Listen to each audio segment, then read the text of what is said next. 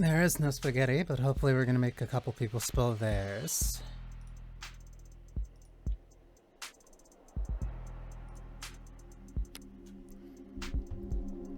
Okay. I hope?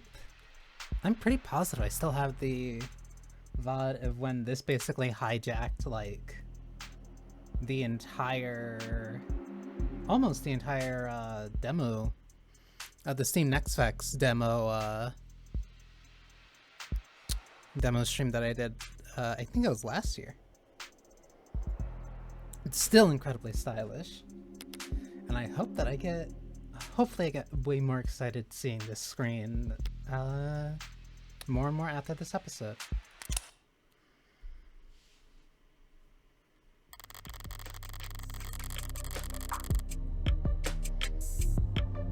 Yep, episode 1 is a self-contained mystery, but it contains massive spoilers for episode 0. Episode 0 being the one that was available during the Steam Next Fest and when it first came up on my radar.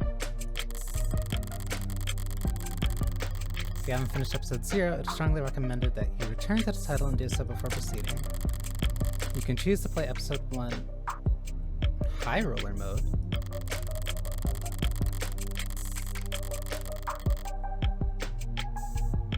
In High Roller mode, you're limited to one save slot and you won't be able to reload your saves while inside the courtroom.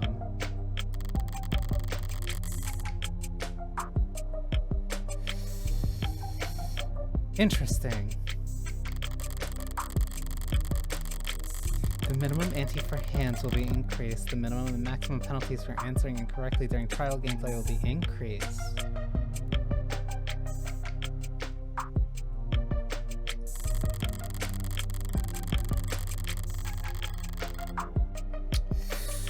That might be interesting.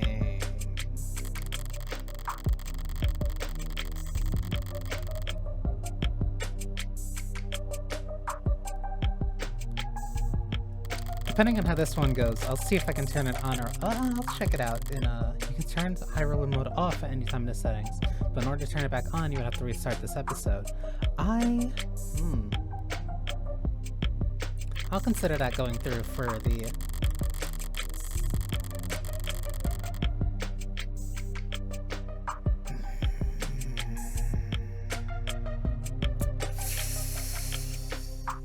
That's how you get me. High Roller mode is intended to encourage risk-taking and discourage save scumming. Consider enabling it if you want to pursue this mystery like a true gambler.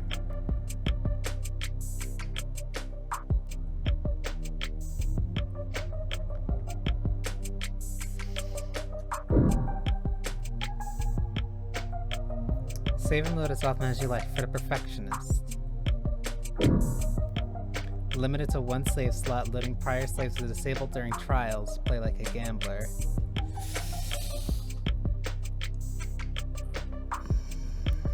That's a really interesting way of doing something like this. You know what? That's also a really sleek menu. Welcome to the High Roller table. Enjoy the thrill.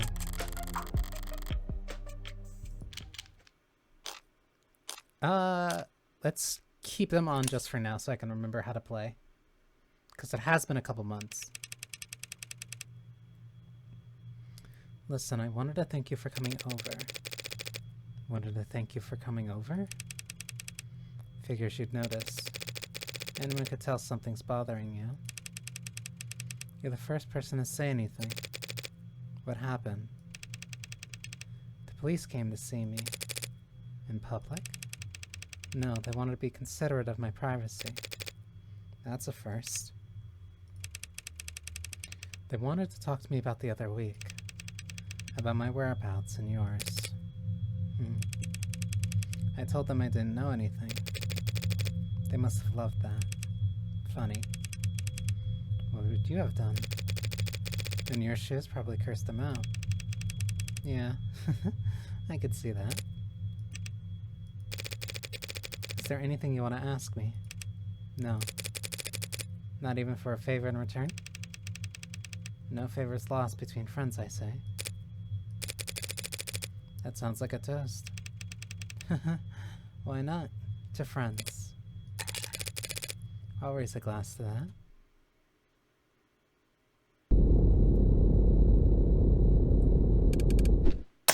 Glass him. Vandalism detected.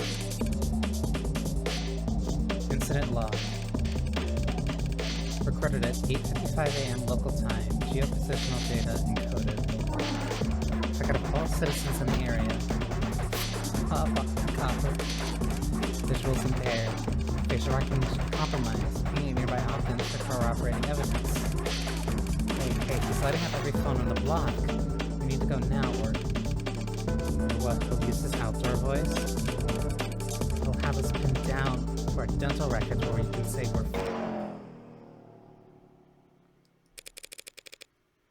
Morning, Officer Leo. You look different today. Warm glow of neon. That's, Oh, my follower goal might be blocking that a little. But, the soundtrack was playing in the upper right. And I distinctly remember that being also something that was, I remember that... I don't know why immediately, like, I'm probably gonna be doing it a lot. But, like, seeing that immediately think of, how Danganronpa V3 did it.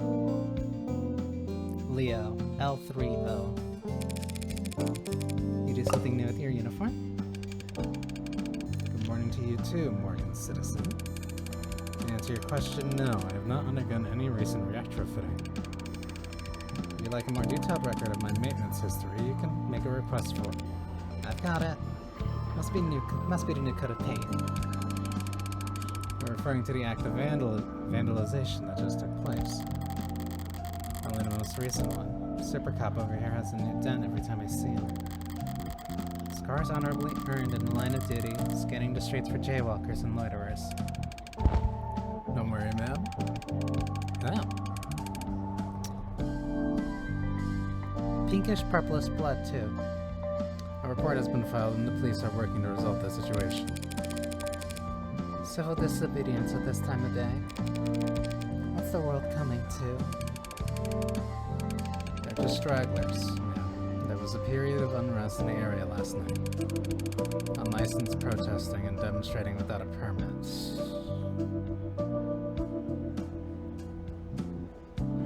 You need to get a license to protest? Well, I help you through the book at them. The disturbance was handled, but individual instances of volatility may occur during the next 48 hours as we work to apprehend outside actors. Thanks for the forecast. So does the bleeding stop on its own? Androids don't have blood, man. This is just a leakage of oxidized fluid. So, blood. My mistake. So you don't need a bandage, I take it. The leakage will dry shortly. That conversation thoroughly exhausted, I let my mind wander as I wait for the signal to cross. I unfocus my eyes and dull my hearing, sinking beneath the hum of the city street. And fading through the lies bustling around me like around me like so much sea foam.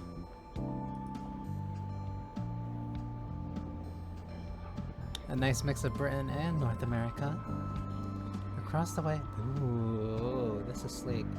Across the way, a large man with worn hands and an ill-fitting belt turns to a gorilla-like hulk of a machine and cuffs his hands in front of his mouth. Yo, 61. The machine halts its lifting with an uncanny precision and turns to him. We're going on break.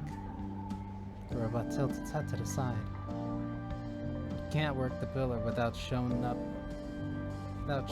on the roof, so... What accent is that? I don't know. Take a load off, will ya? Understood. Came over the over-enunciated reply. Enunciated. The man already walking away tosses a dismissive wave behind him. Yeah, understood. A moment after the man turns the corner, the robot attempts to mimic the hand wave to no one in particular. Goddamn coppers on every street corner. At a bus stop, or what used to be a bus stop, now a charging station. A passionate young man voices his democratic opinion loud enough for the whole street to hear. It is interesting frequently going to a place, frequently going to a city and kind of seeing, like, charging stations out on the street. Like, that's one of those things that makes, like, complete sense to me, and, like, oh yeah, well, of course they would do that, because, like, people need their phones charged, and, like,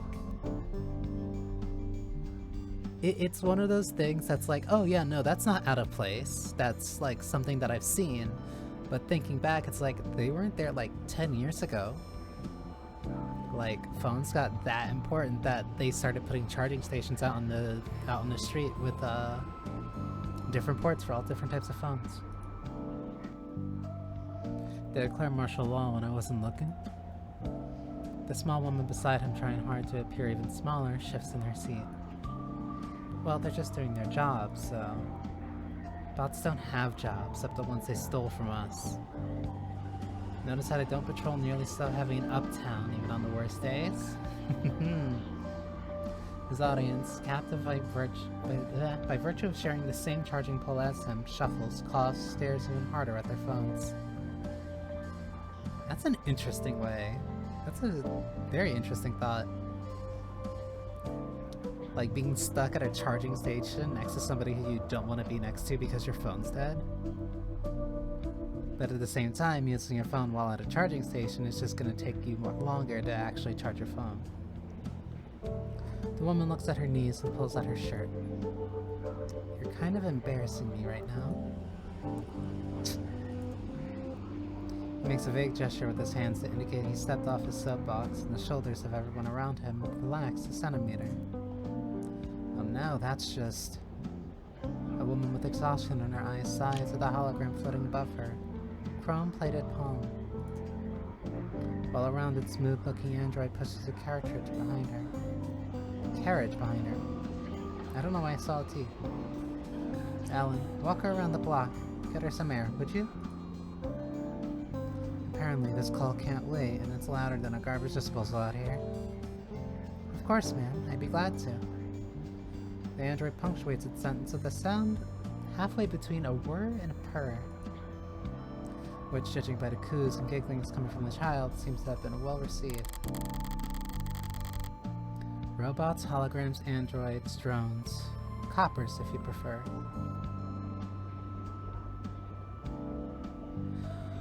Copper. Okay. Can't say so much as sneeze in this city without a dozen different ads offering you a handkerchief.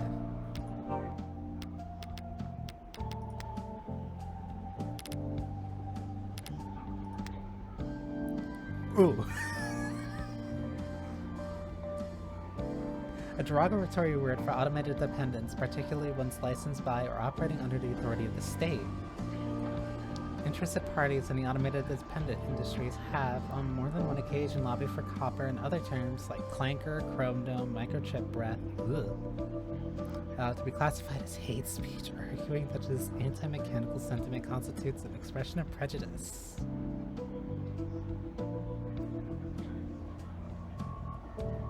Were considered a form of hate speech, incidents of destruction of corporate property where such terms were used in prior communications would qualify for additional severity and higher fines paid toward the damaged property. That's...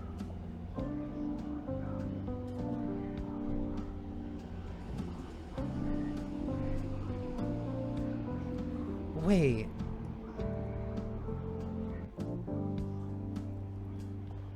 Automated dependents, particularly ones licensed by or operating under the authority of the state. Ooh. So that would mean that means trying to classify...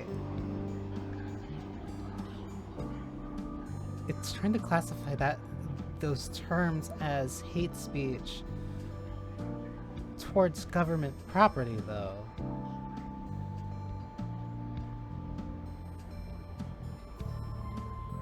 Independent parties in the automated dependent industries interested parties in the automated dependent industries. That's like...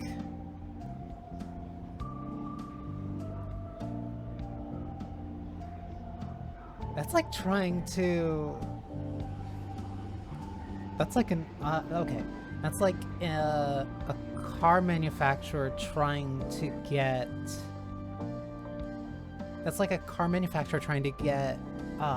calling a police cruiser like a rust bucket qualified as a slur. Were considered a form of hate speech, incidents of destruction of corporate property, where such terms were used in prior communications, will qualify for additional severity and higher fines paid toward the damaged property.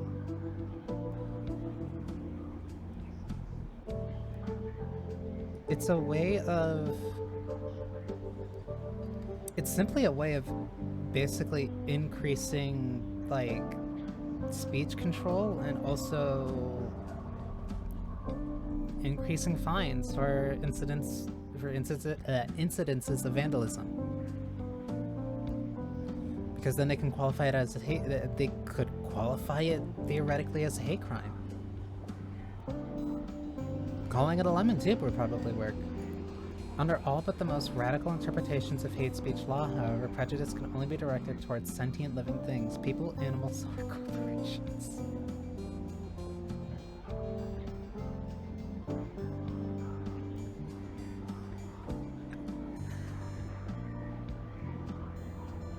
That's...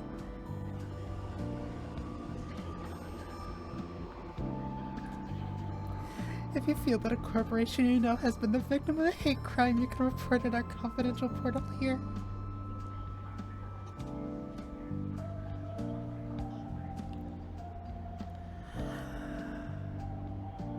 Oh, that's good. This also implies that animals have been called slurs and that people have been able to have been taken to court over it. Oh, that's... Yeah, automated dependence, abbreviated as AD and referred to in common conversation as ads, or ads. Ads. Automated dependent is a catch-all term encompassing robots, intelligent programs, interactive holograms, and androids. Ads are present both digitally and physically in every industry and nation on the planet, assisting in everything from data management to physical labor. In the mid-21st century, lobbyists pushed through new tax classifications to define intelligent machines that were neither salaried employees nor mere equipment. So freelancers. Because it afforded tax brackets and lighter tariffs, the term became so commonly used that it spread to all branches of its robotics industry, from which point it began to penetrate into everyday speech and pop culture. Some sociologists argue that the terms owe its popularity not simply to its brevity and prevalence, but its ability to draw a distinction between the commonplace robots, androids, smart UIs, and the internationally illegal artificial intelligence. Searching for this term may occur in account flag. Read more about how we cooperate with authorities to combat disinformation here.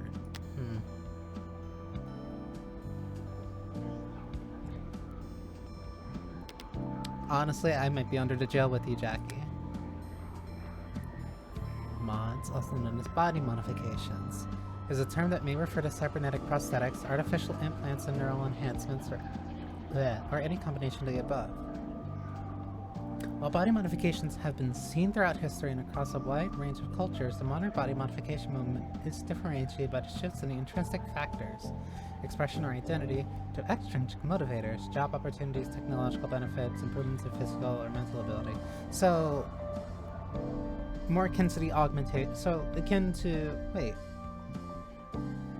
While body modifications have been seen throughout history and across a wide range of cultures, the modern body modification movement is differentiated by a shift from intrinsic factors, so away from expression or identity, to extrinsic motivators. So yeah, this is like getting modded eyes to integrate with your company's computer systems better, something about like empowered arms, similar to like augments. Or at least how they're using like Cyberpunk. Historically, mods have been classified based on which section of the user's spinal cord the interfacing occurs at thorax, lumbar, and cervical, but this system does not account for mods which interact directly with the human brain.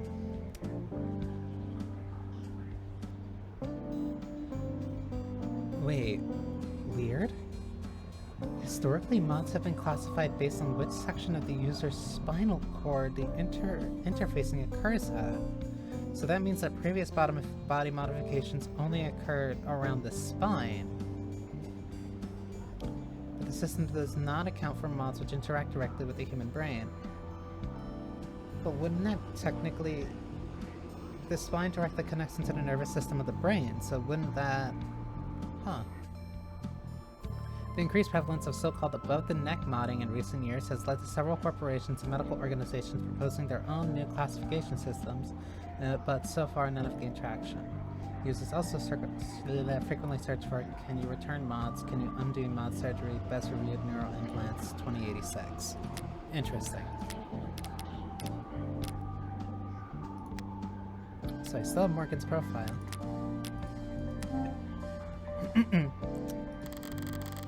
There's a vocal minority that think they're a downfall of civilization, but for everyone else... You're too kind, man.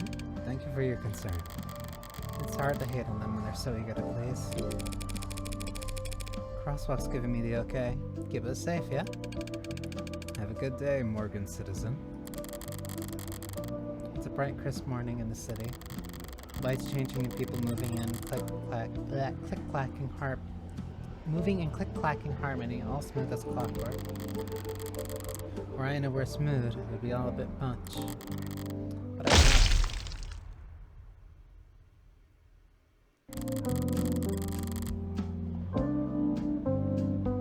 That's so good.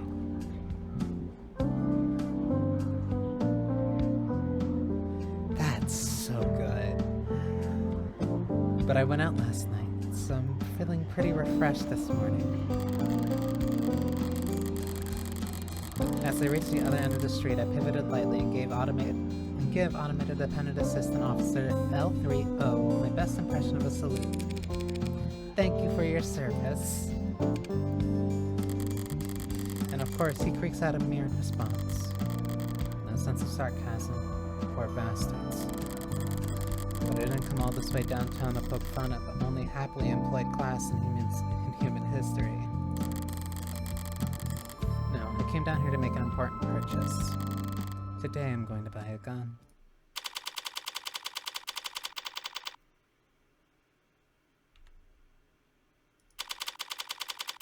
An idle mind.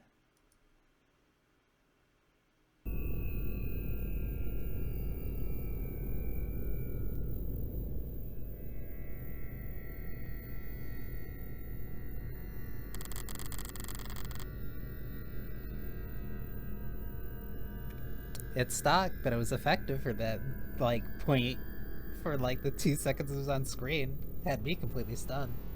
No staff around, but all the lights are on. Should I have knocked?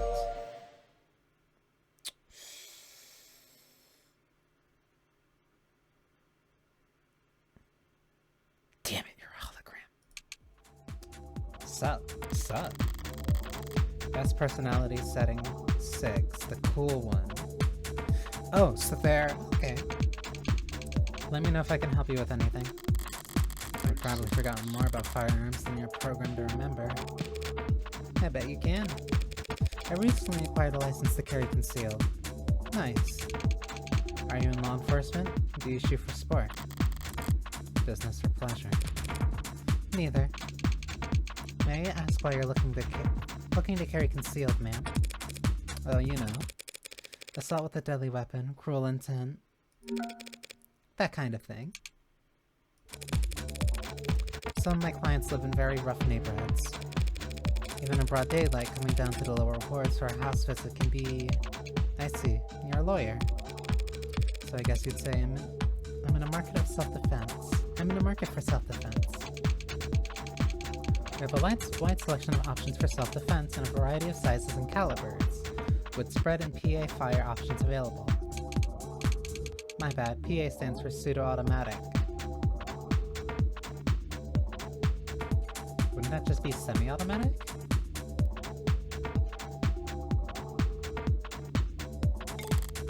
I know. But for concealed, it had to at least be small enough to... This would go by... This would go a lot faster if I could just tell the desk what I want.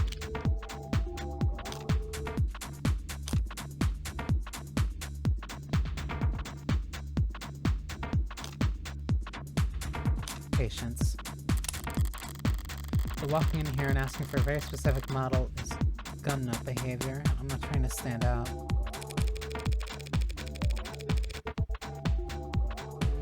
Some of the ones I test fired at the range left my shoulders sore for days. Do you have anything more discreet? Right, no problem. Electromagnetic pulse models feature minimal kickback but the highest accuracy. Electromagnetic pulse? Like a railgun? What? Your gun store doesn't have a self-checkout? One targeted pulse of electricity can disable attackers at medium to short range non-lethally and quietly. Sure, they're plenty quiet, but they also have piss-poor range. Even sustained fire won't do shit to any modder with insulation less than a few years old. Glorified tasers, barely suitable as party favorites for anxiety-stricken college kids. Though hopefully not too quiet. I'd want someone to come running to my rescue. Of course. Would you like to take a look at our mag rails? Oh, so an actual railgun. We're proud to offer a number of models that utilize the latest in miniaturized ultra-capacity batteries to generate a Lorentz force which slings us love fast enough to miss the 3 meters.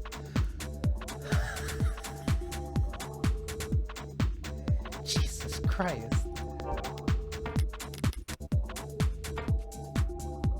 A slang term meaning to shoot or to kill that originates from the bloody spray produced when a modern firearms projectile makes contact with living tissue.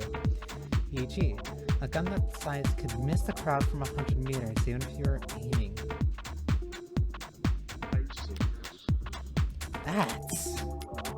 I love this terminology. And it's safe? Of course, ma'am. My bad. 2-factor safeties with GPS and emergency services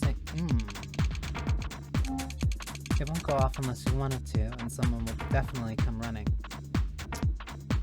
You pull the trigger, and it lets the cops know that you pulled the trigger.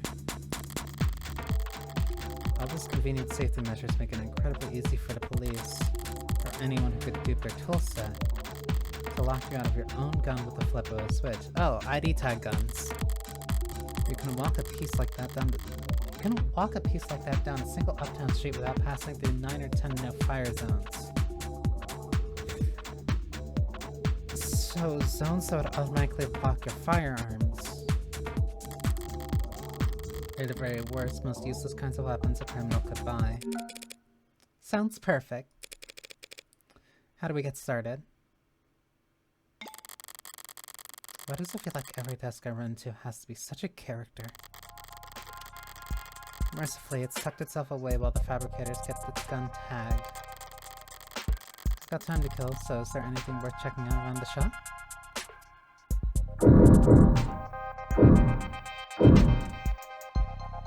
What was that? TV? There's some kind of news program playing on the screen.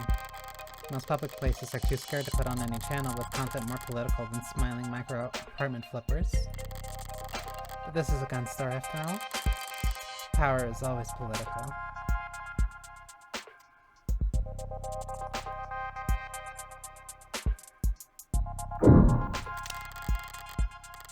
Hate these kinds of screens. Gotta look at them with your nose turned up or else they start eye tracking. Next thing you know, they're saying hello on a first name basis. But I've got practice with this sort of thing. They can skim the headlines at least. Wait, so they're like newspapers? Why the 12-6 work week gives us more free time than ever.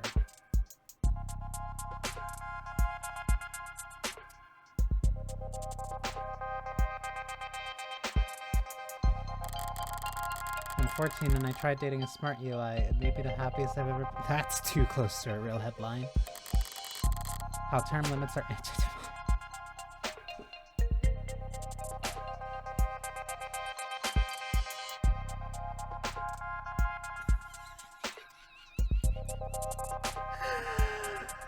This is gonna be a ride. Woof. Transfusion from warm android saves soldiers. Transfusion from warm android saves soldier's life. That's one hell of a headline. If the Animate 16 wasn't selling well before, I'm sure by now it is. Animate 16 is the latest android produced by Noble Electronics, and we think it's the greatest machine the world has ever seen. Boasting a battery life of over 154 hours with patented soft-touch digitization, remarkable tenderness and sensitivity, and the uncanny charm you've come to expect from us, we're sure that your Animate 16 will be the best purchase you make this year, and you never want to go back out in the cold. Not interested in sponsored search results? Search further with the premium account. That's fucked.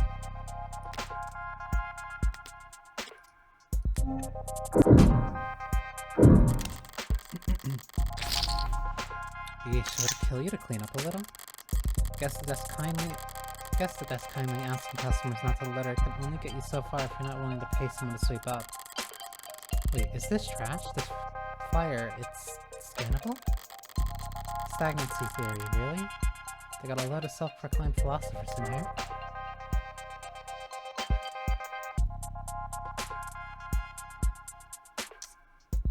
I'd kill to read those editorials. A stagnant world, modern man's plateau. Renowned net philosopher Corbin Cawthorne,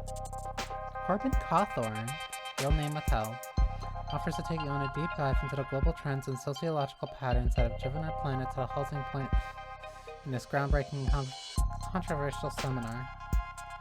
Moore's Law used to be a benchmark, now it feels like a pipe dream. We used to dream of humanity marching bravely into space, of artisans crafting virtual wonders that made the confines of our own reality seem limited. Instead, our brightest minds spend all their time and effort kicking the can of climate crisis down the road, while their more fortunate peers spend their most productive working years in search engine optimization and customer experience design. The middle class, eaten alive by the rich they prop up, can no longer afford the very products they help create. Without mass consumer demand, tech no longer has evolutionary pressure to be as small and powerful as possible. In stagnant waters, only parasites and disease grow aplenty. The only cure comes from you taking action.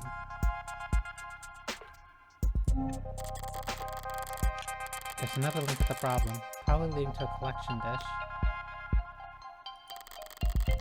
Or a state honeypot if you want to be paranoid. They better burn this shit before some neat freak idiot picks it up and gets arrested.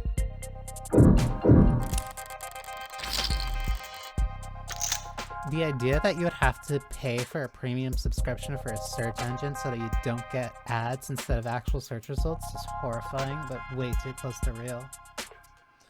Someone left a data pad out here. What's in the news today? Lobo threatens Tetra with ransomware vulgarity. The internationally wanted terrorist and serial data theft, most commonly known as Lobo, has seized the cache of vital Keystone data files belonging to the Tetra Metallics Group, according to the press release from the mining conglomerate. In a blitz of cross posts on 90 different socials translated into all 11 dominant languages.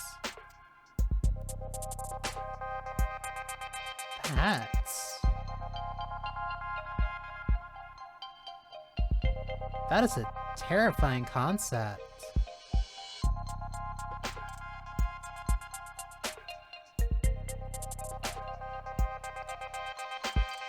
Though,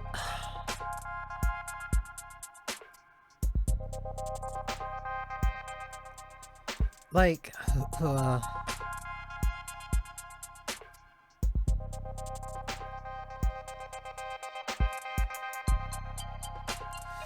like, the phrase, it's one thing to say if it's, like, translated it into, like, the 11 most popular languages, but saying translated into all 11 dominant languages means that there's, like, only 11 that's primarily used.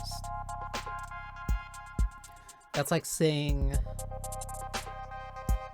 like, let me list them off the top of my head. That's like saying that only, that's like saying only English, Spanish, French, German, Italian, Russian, Japanese, Mandarin,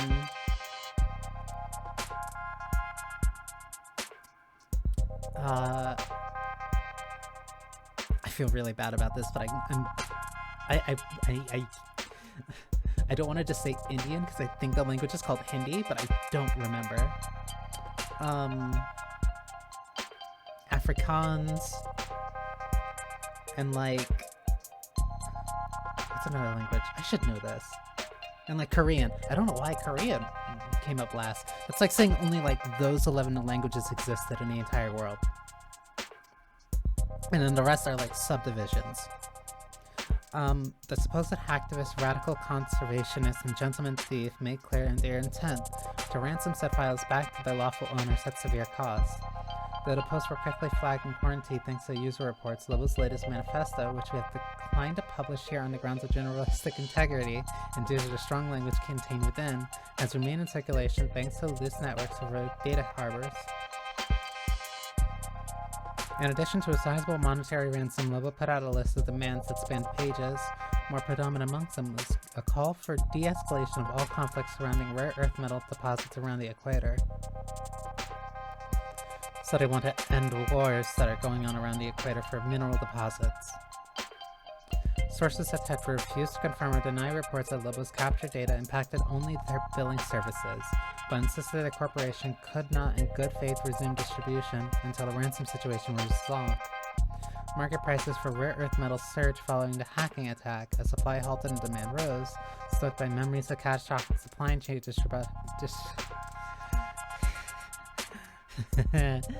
stoked by memories of catastrophic supply chain disruption in the mid-21st century. A spokesperson for Mining is Progress, a lobbying group that represented the rare earth metal industry, called Lobo's repeated attacks acts of terror against the free market. Weather, it looks like you're not logged in. Want to take care of that real quick?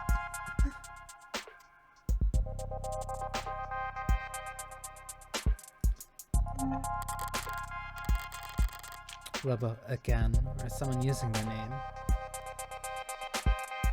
Yeah, the flattening of cultures. Globalization is one thing, but like outright global homogenization is...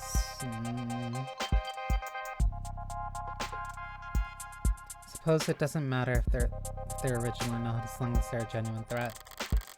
And no one could snare a corporation as rich as Tetra without serious skills. It does seem consistent with Lobo's politics, making demands for...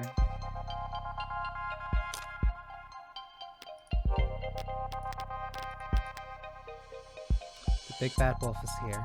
We tried to process your request, but Lobo beat our ass. You are welcome from clearing out this cache of soy slop before it could clog your brain's arteries anymore. To whatever dumbass script keys that they yelled at to come fix this, a word of advice from your superior. I own that password suggestion algorithm. Want to re-secure it? Try this. Relax your shoulders, stand up from your desk, take a deep breath, and then firebomb your own servers. Literally cheaper for you at this point. For the rest of you slack-jawed, screen lobotomites looking for the little excitement in their search history, find a pig and rip their throat out. That'll teach you how to run with the wolf. Lobo is king.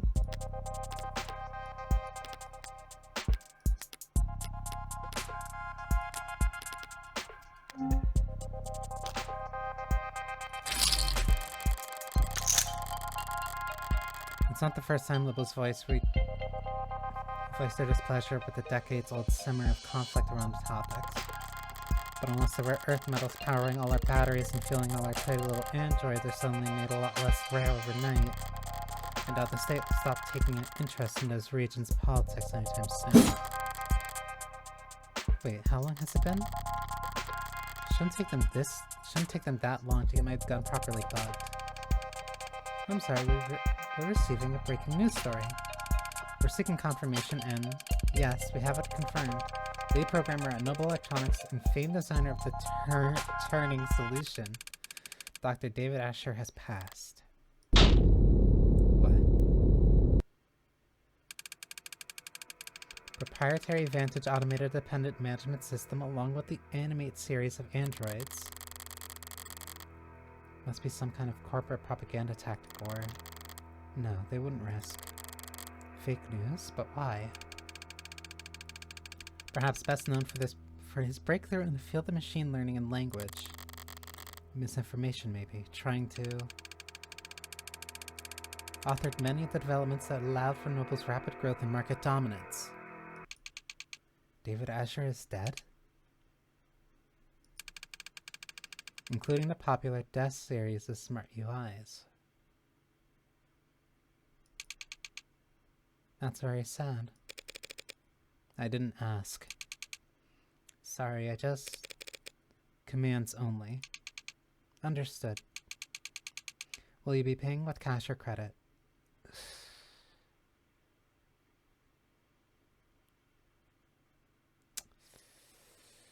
Automated systems don't need to do emotional labor. Or better yet, they can just be forced to stop. Debit.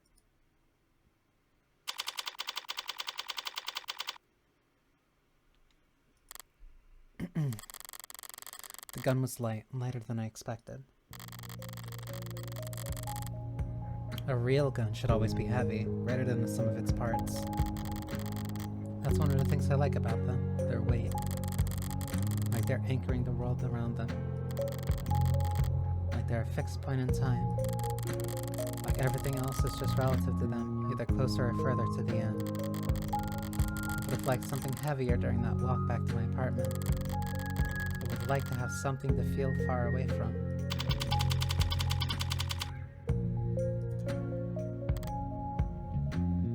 Ooh. Didn't realize I was home until my hand was on the door. What is this? What am I doing? What am I doing? Fumbling my pocket for my lighter? Beautiful for the shot. Sleeping that close to trains, even if it's a mag rail on the top, sucks. Golden, polished, tastefully ergonomic and fine and expensive, and a good lighter. It was a good gift. I kept the card, didn't I? Here it is. Gee, I'm the only smoker in my life. I know gold's a bit much for your personal style, but they don't make a lot of these anymore. Believe it or not, the only other people who share your vice are stuffy old men with bad, expensive taste. Hope you can manage to get some use out of it anyway. Your friend, David.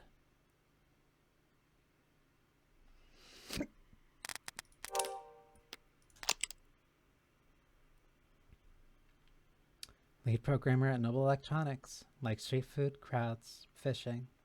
Dislikes brain freeze, driving, lint. Eyeglass, custom designed by Fiamma. Shampoo, expensive. Sense of humor, unique.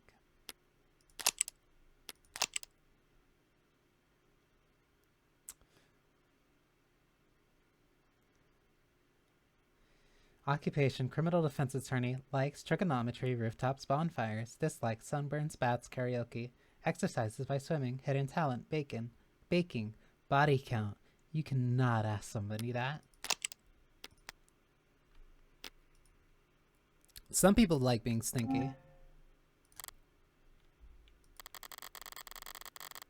The news might have more information by now.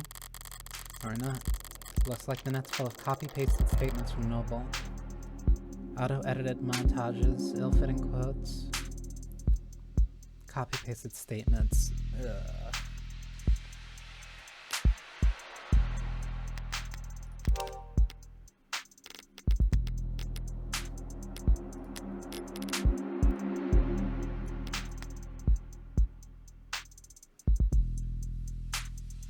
David Asher was a renowned computer scientist, user experience designer, industry leader, philanthropist, and lead programmer at Noble Electronics.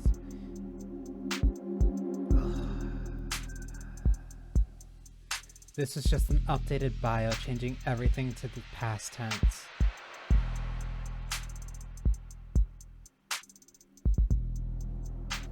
David Asher passed away on July 7, 2086. Citation needed. This entry has received an unusually large number of suggested edits in the last 44 minutes. Dissemination of disinformation is a Class 3 misdemeanor. Spreading conspiracy theories about public figures is a violation of our terms and service.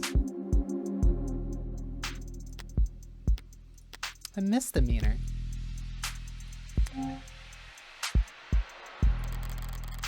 Reactions to the news from every micro-celebrity under the sun. The raw, authentic emotion brought to you live from all car seats and bathroom mirrors of the world. There's nothing about his death, not even a time window. Did he die this morning? Was he found dead in his bed? Has he been dead for days while Noble's just been waiting for the right time to let it leak? Or did he die last night while I was out screwing around? A phone call? Better not be work-related. I'm not in the right mood.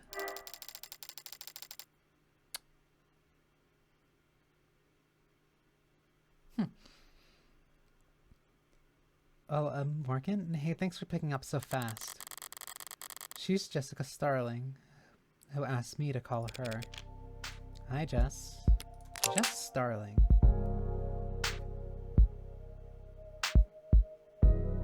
Let's type O. Executive assistant. Wait, the executive assistant at Noble Electronics. Likes dancing, buying shoes, reselling shoes. Dislikes hangovers, soft mattresses, machismo. Girl kisser? Charm point. Her earnest smile relaxes my bar hopping into lower words. The best at reading the stock market.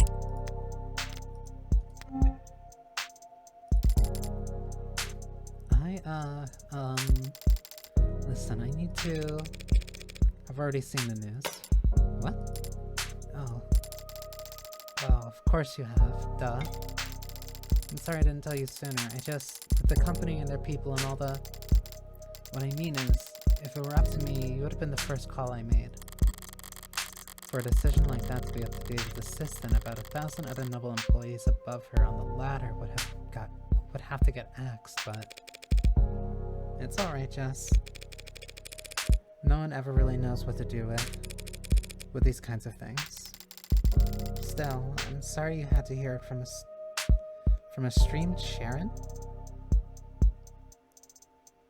Streamed Sharon?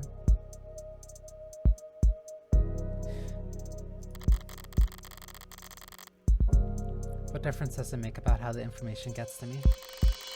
I could have stumbled upon this corpse myself and it would feel mostly the same. Well, I appreciate you taking the time to call anyway. Yeah.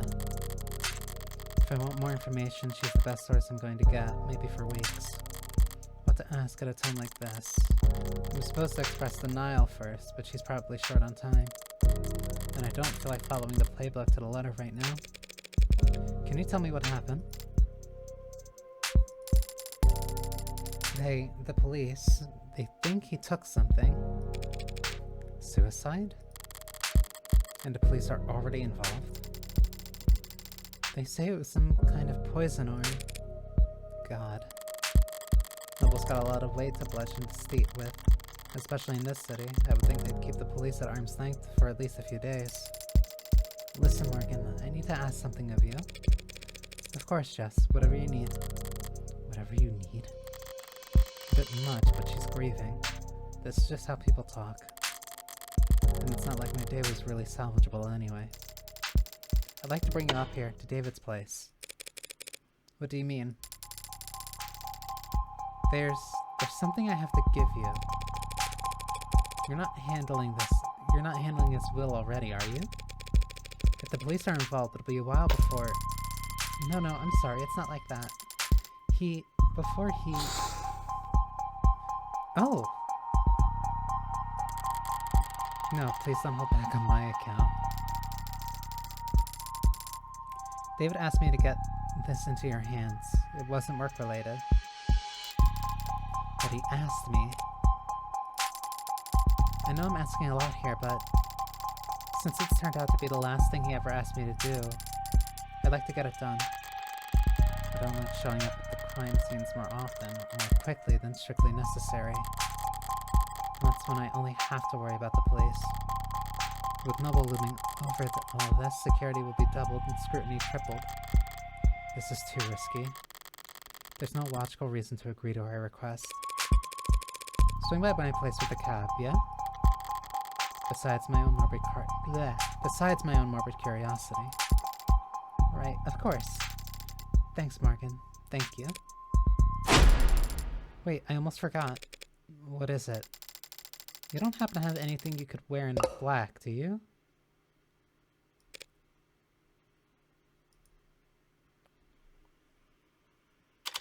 Want me to show up prepared for a funeral?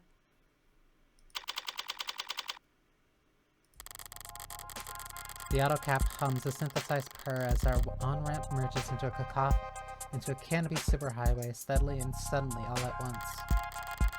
Not much super about it, but it does cast one hell of a shadow. The canopies always felt like arts and crafts to me. Cobbled together, always added onto, never finished, never planned. It's clearly taken a lot of time and effort to make, but the end result's still ugly. And it feels like it could all fall apart at any moment. You okay, Morgan? You look a little carsick. I'm fine. Thanks for asking. But if I ignored her text right now, she'll just send more later.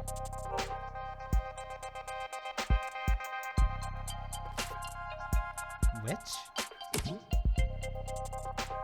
Saw your friend Asher on the news. RIP. Thank you.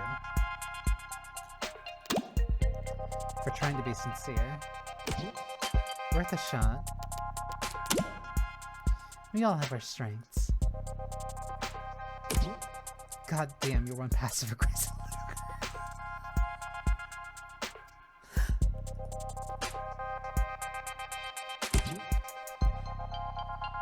Why does all your filial piety go out the window whenever you talk to me? Filial piety doesn't work on you.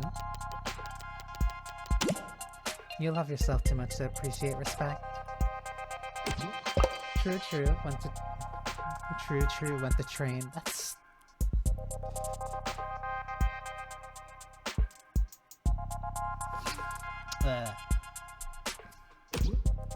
See, Freckles, you can be very insightful. When you aren't too busy side-eyeing the whole world. Wonder where I picked that up from. Not from me. I'm pretty sure you were born muttering insults under your breath. The nurses tried to make you cry and you responded by giving them self-esteem issues. Did you ever have dealings with Noble? 10 out of 10 shift in a convo. Subtle as a car crash. Subtlety doesn't work on you either. Well, it might. If you were good at it, XD.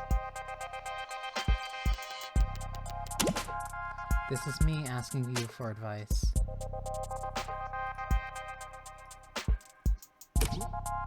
Okay. I guess this never sunk in.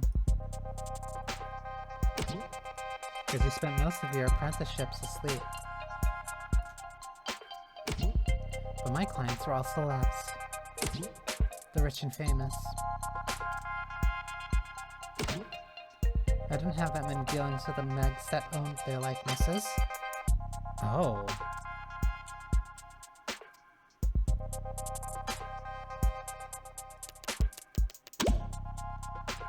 Is it really that different? Plenty. Celebs don't like people seeing their dirty side. So they pay smart people like me to clean up their messes. But Megs don't like people seeing them at all, period. And also, Megs are a lot more lively when it comes to... Gross. Hard workers with a lot of stress to vent. Stop. Do you have any actual help to offer?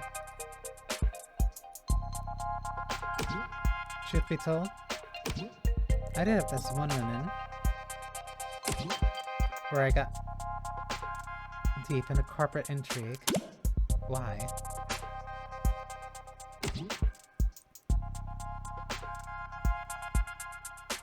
Because I got caught blank up the of Annie Life's 45 poster girl.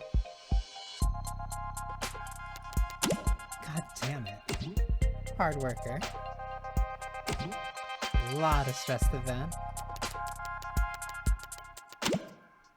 Glad to know I can always reach out to you in my time of need. I'm gonna let that slide, because I know you're in mourning. Look. Corporate types are all a bunch of paranoid drug addicts. Puffing glue and playing roulette on their phones. While fantasizing about stabbing everyone else in the meeting to death. So don't expect them to play nice just because Asher was your pal. My actual advice is, get whatever you're owed, and get out of there fast as boy.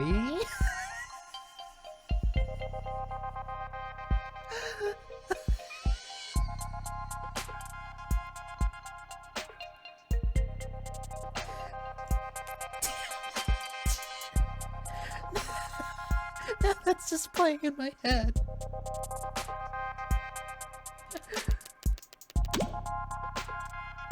That's a beautiful thought, Auntie. I mean it. Corporations prefer Viking funerals. What's a Viking funeral? A dignified ceremony where the body's sent out to sea on a boat. Then, they set everything on fire and sink the ashes to the bottom of the ocean. Try not to linger, Freckles. You don't want to be stuck on board when they start knocking their arrows.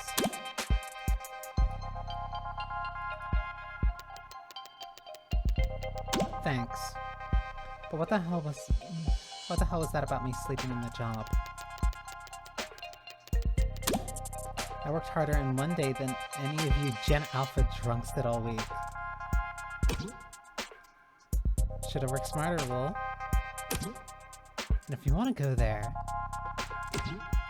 you did literally fall asleep on the job.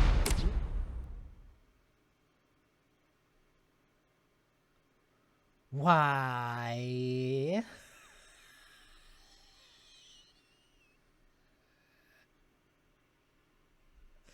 That's nasty. And holding on to that just to send it out later?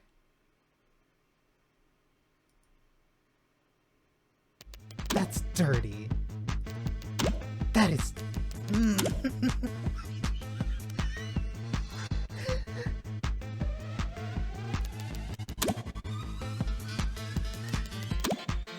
It's not even accurate. Work parties are still work, Freckles. I only had my eyes closed. Because all you old farts had your cameras flashed on. You're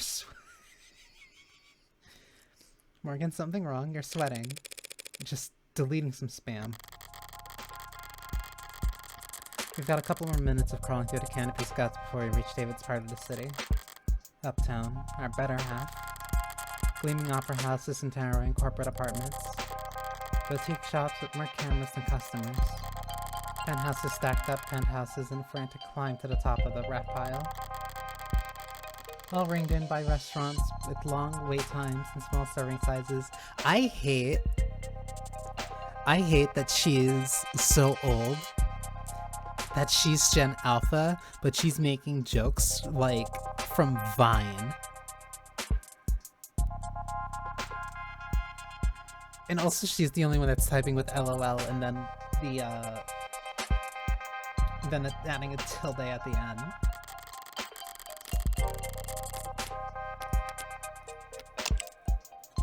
Victoria Masters.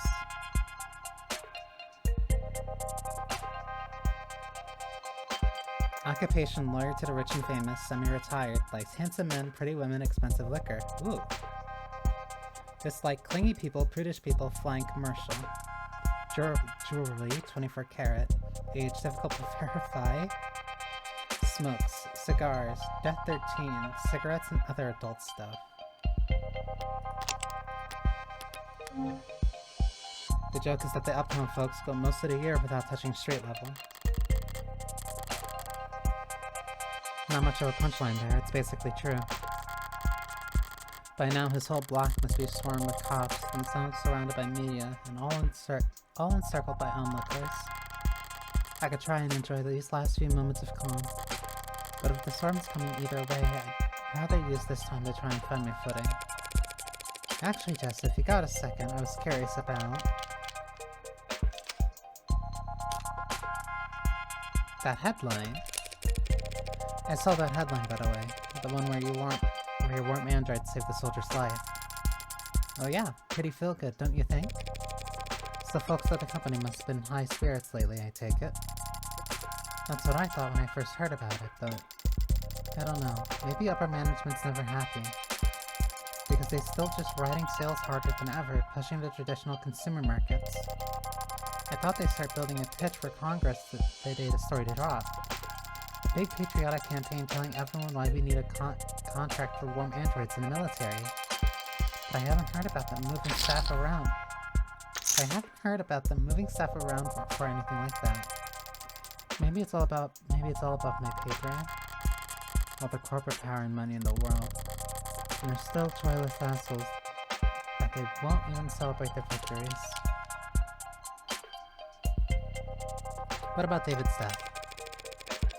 I'm guessing you've already been to this place. His place. Yeah, it's a real mess over there. It's that bloody. Oh god, no, not that kind of mess. Just meeting with the cops stacked on the I just meet with the cops stacked on the media, stacked on the lawyers. Each of them with their own network of drones and all their droning. It's very,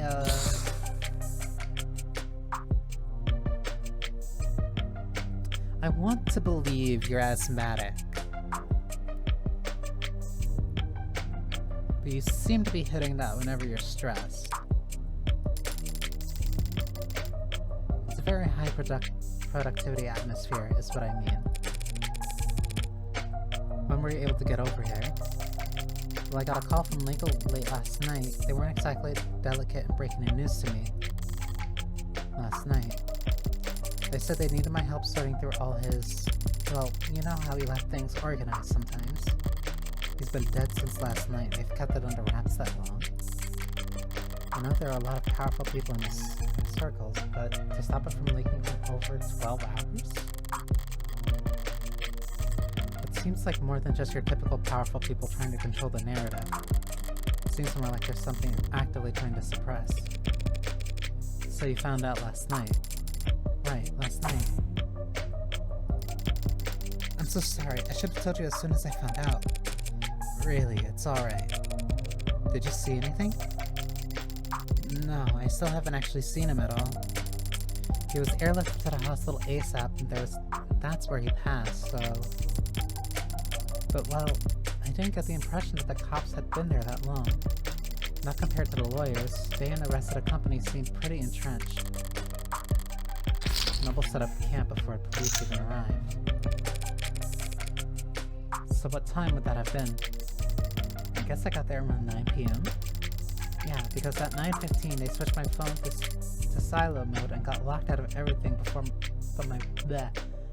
but my work stuff. So my last blot at 9:13. Gonna expire whoever put my heels in this morning. Whoever put me in heels this morning, it's me. They can do that to your phone, lock you out of social media? Of course not. Well, unless I'm on the clock, or off the clock, but on company property.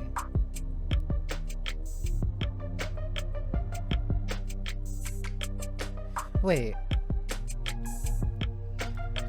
So they can lock your phone out of social media if you're on the clock or if you're off the clock but on company property. So as long as you're at work, they wouldn't allow you to post anything on social media.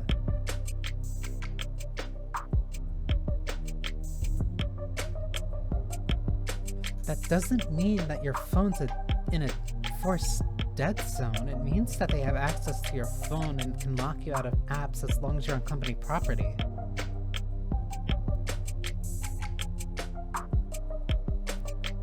Or even if you're not on company property but on the clock. That's invasive. Then they can remote all my tech. Yeah. How convenient. Lots of notes about surveillance in this chapter so far. So if I got in at 9, I guess the rest of the company people had been there since 8:30? I hadn't been there more than a few minutes before the mood changed. Word about the hospital declaring him dead had started to leak. I see. He died after he reached the hospital. That's unexpected.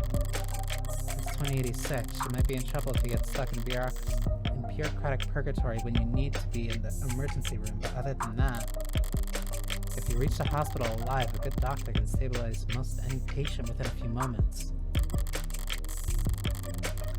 And Noble Electronics' lead programmer would have a very good doctor. So what the hell happened? Was she mistaken? Was he just not officially declared dead until reaching the hospital for some reason, or... Hard to think about, I know. Yeah. Hard to believe.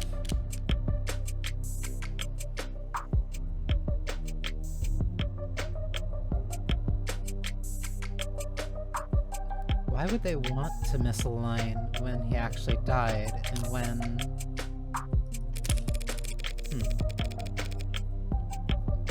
Remind me, how many years did you and David work together? Oh. Well, I started with the company about 4 years ago. They offered me a temp contract when I was graduating. I was put in HR right in the middle of a hiring bus, so I spent 2 months in abhorrence.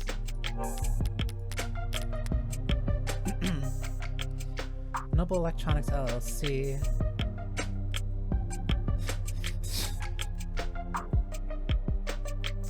You look for them and you get what... You get the company, you get the LLC, and then you get to see their market value. One of their lead tech engineers dies, and then they're down 2%. Better known as Noble Electronics, or simply Noble, is the fastest growing automated dependent corporation on the globe. Noble spent most of the 21st century chasing consumer tech trends like wearable smart UI interfaces, only pivoting to Androids during the 2070s amidst the decade's economic upheaval.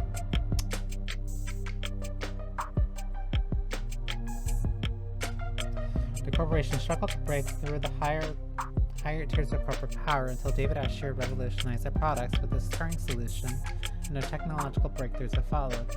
In the years since, Noble has secured approximately a third of the automated dependent industry global market share, with their desk hologram interfaces and automated series of upper-middle-class luxury androids, and particularly helping them grow at a monumental pace. Noble's recent foray into... I keep biting my tongue!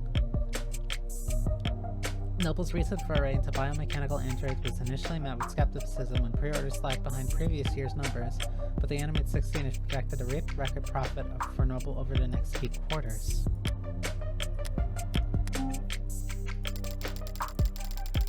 Then an aptitude test got me fast-tracked to mid-low management. Sorry, Orange? Oh, that's just what we called the company dorms back then.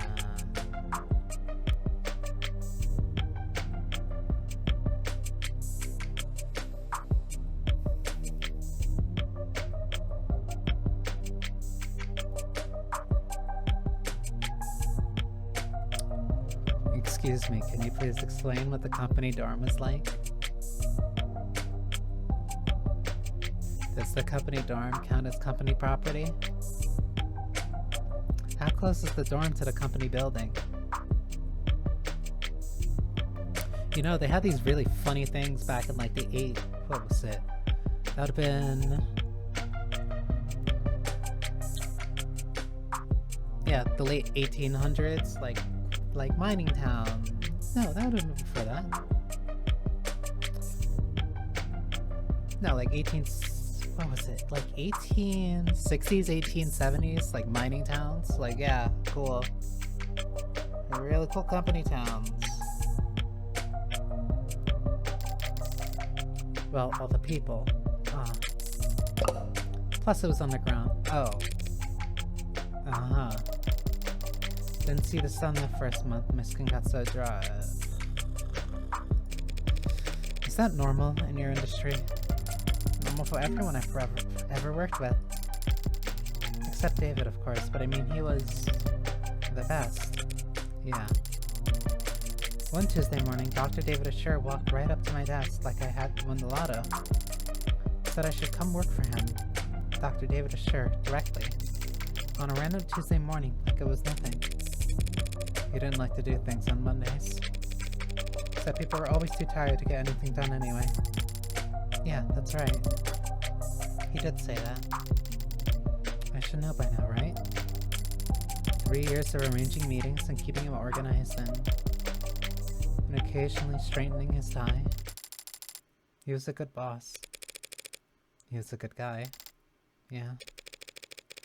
When did you last speak with him? In person? Thursday. Thursday afternoon. The day before yesterday. He seemed normal. I mean, I didn't... You still don't really know anything, Jess. You're right. Thursday's the last time I saw him. That was when he asked me to meet with you.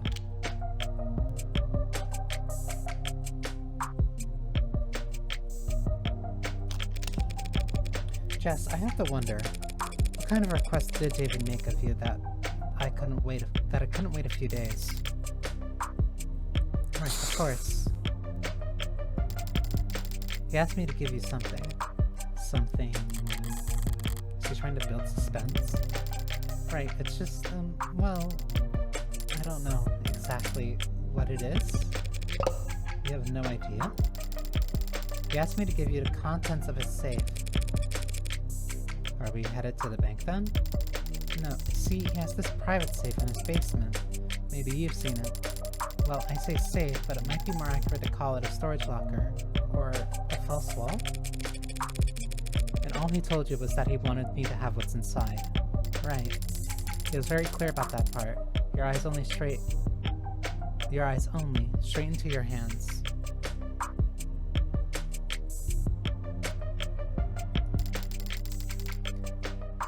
Handle it in person, he said. Strange. This is all pretty analog for someone as techie gifted as David. Coming from anyone else, I call it paranoid.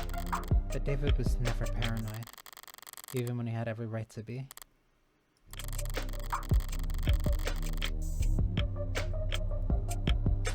If he wanted this handled a certain way, it must be for good reason. So, David asked you to do this on Thursday, correct? Yeah, Thursday. And he passed last night, Friday. Yeah. You don't think that when we met, he had already decided it's not healthy to speculate on that sort of thing. More importantly, it's not helpful. The dead don't have anything to offer the living.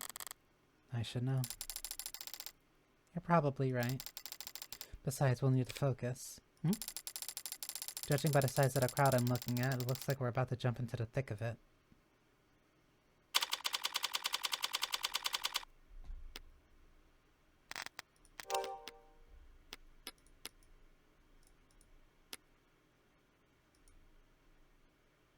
I love that.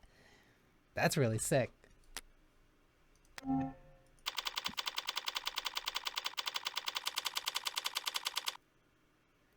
Noble Employee Housing Building. Oh, it's a full apartment complex. And I thought there were a lot of police here before. Maybe too late to ask, but you're not bad with crowds, are you, Morgan? She's kidding, right? It sounds right airy in here compared to what we just waded through. Wide eyes and clenched fists, heads peeking over shoulders and around signs. Police, both mechanical and warm-blooded, closing ranks with holograms, quick-set wires to draw a severe perimeter. While protesters, mourners, fanatics, and busybodies shuffle about at the edges of the police line, the heat of their panicked anxiety washing over. Who the hell were all those people? Well, they've always been people with strong feelings about our products.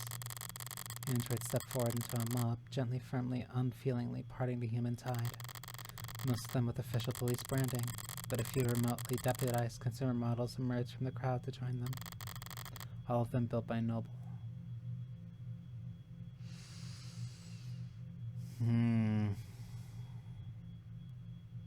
Undercover, on-demand cops. All of them built from David's code. All of them standing vigil outside his tomb.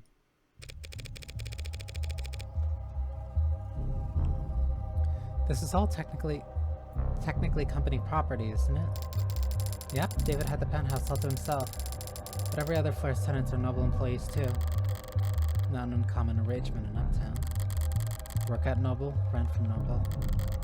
Wave hello to your Noble neighbor in the morning and make sure to request a spot in line at the official company crematorium. They don't actually do that last part, I think. Does Noble handle employees' funerary arrangements? Yeah, it's a pretty standard benefit actually. It's cheap for them compared to dental.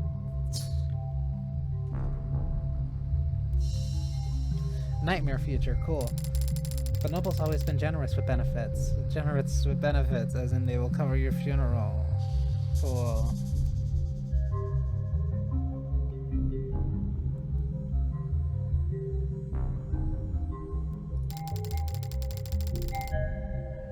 Work hard and a company will have you set for life, so long as you give the rest of your life to that company. And after. Both the state and Noble have gotten themselves entrenched here in the lobby. Security and damage control and PR and liability. Everybody just glad to be working. I'm feeling a little overstimulated. Any chance we can just skip all these checkpoints?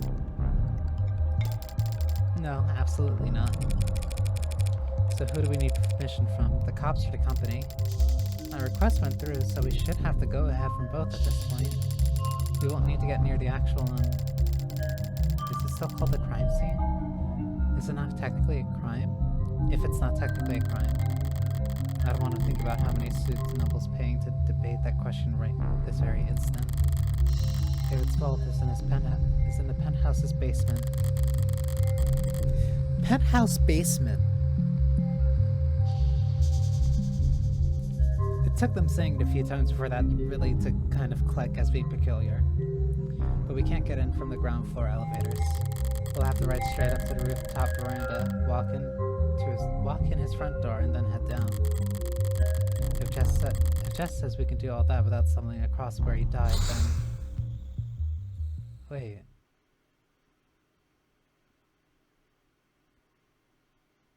You can head up, go through the front door, and then head downstairs. So then where did he die?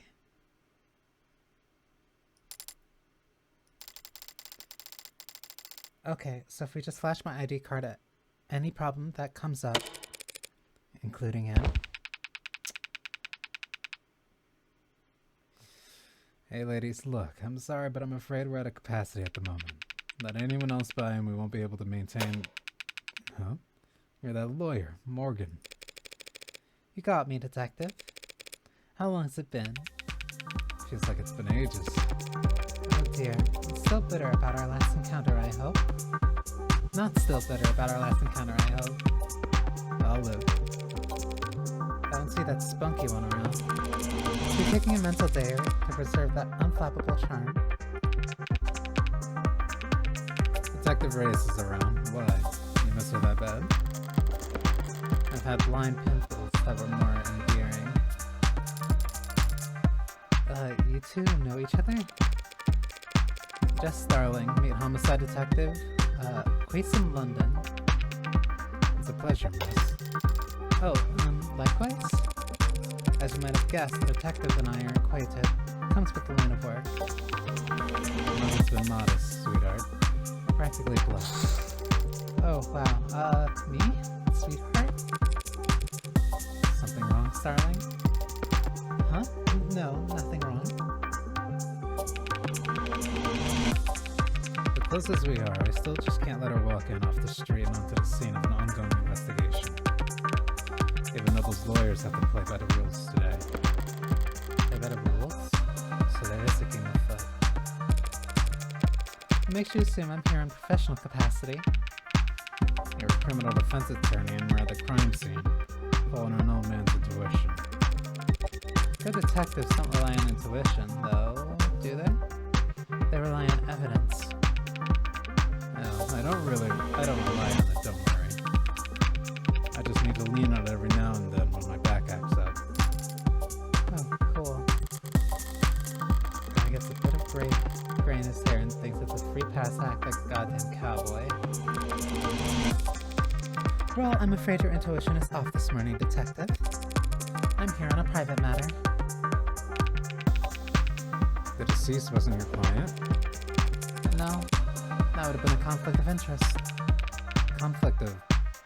you two knew each other. I see. In that case, allow me to give you my condolences. Thank you. But what I could really use is a bit of your help. You sure rally fast. Just. Right. We have this clearance here, Detective Sir from Legal, which allows us... It's alright, little lady. I trust you. You can leave the paperwork holster for now. You aren't here for David, really. We won't be setting foot anywhere near your staging area, Detective. Alright, why not? How generous. Oh, I might have completely misread that. I can afford to be generous today, because if I screw up... You gestures to a lobby full of suits and cops. Plenty of folks at hand ready to pick up the slack. Well, if you're that at ease, perhaps I can take this time to ask you a few questions. Hey, you can always ask, Tiger. But I think you understand what I mean when I say whether or not I can answer is not entirely up to me.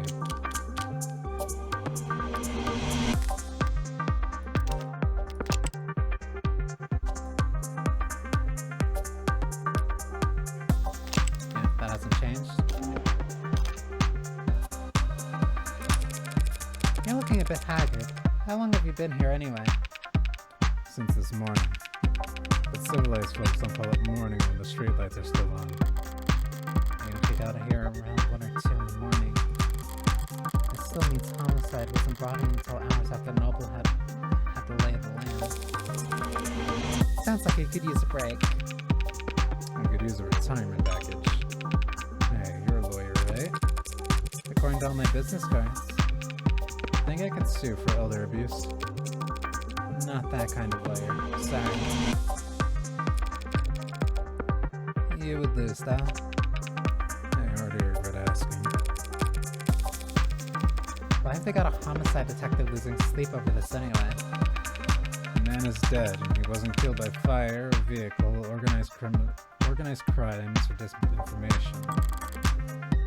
As far as we know. So at the moment, homicide's technically not the worst fit. But we're leading in name only. A high-profile death like this, everyone's got an eye on us. And a hand placed firmly on the back of our neck. I've been checking my phone, but the only thing that seems to agree on... But the only thing the news seems to agree on is that David passed away. I'm sorry, but if you're asking for details... No, thank you. No, thank you for not letting them make this a parade. Yet. We do our best to respect the privacy of anyone involved with an ongoing investigation. You declined to say victim. Detective, Dr. Schur was a close friend of mine for many years. Yeah, he trusted Morgan more than anyone. Can you tell me if he killed himself?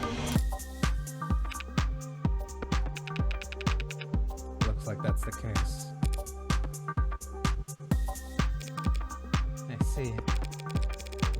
Thank you for telling me that. Yeah, you're, well, sorry. Another round of guarded words. David was an important man. It has only been a few hours. All this tiptoeing gives me the feeling that whatever happened to David, it wasn't cut and dry.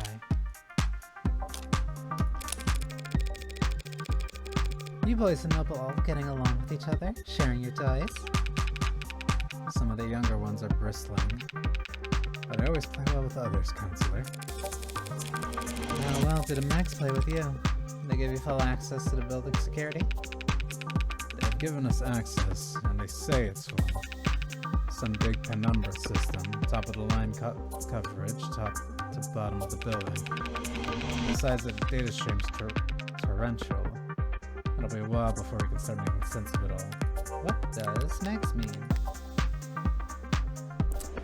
Meg is a derogatory and hateful term used to refer to so-called megacorporations or anyone who works for them. There are numerous unverified explanations for how the term originated. Some say it was a natural evolution from the slang word shark, like megalodon. Cool. Which was used to refer to ruthless individuals or businessmen in the late 20th century. Others claim that Meg was originally short for Megan, a sort of archetypical individual that defended the contributions that corporations have made to society. A corporate version of Karen. Apart from having to read the anti-industrious sentiment on the net, check out our auto-censor tools that replace harmful words like Megs with family-friendly alternatives like job creator or patriot. This is getting so great. Nope, not hag. This is so...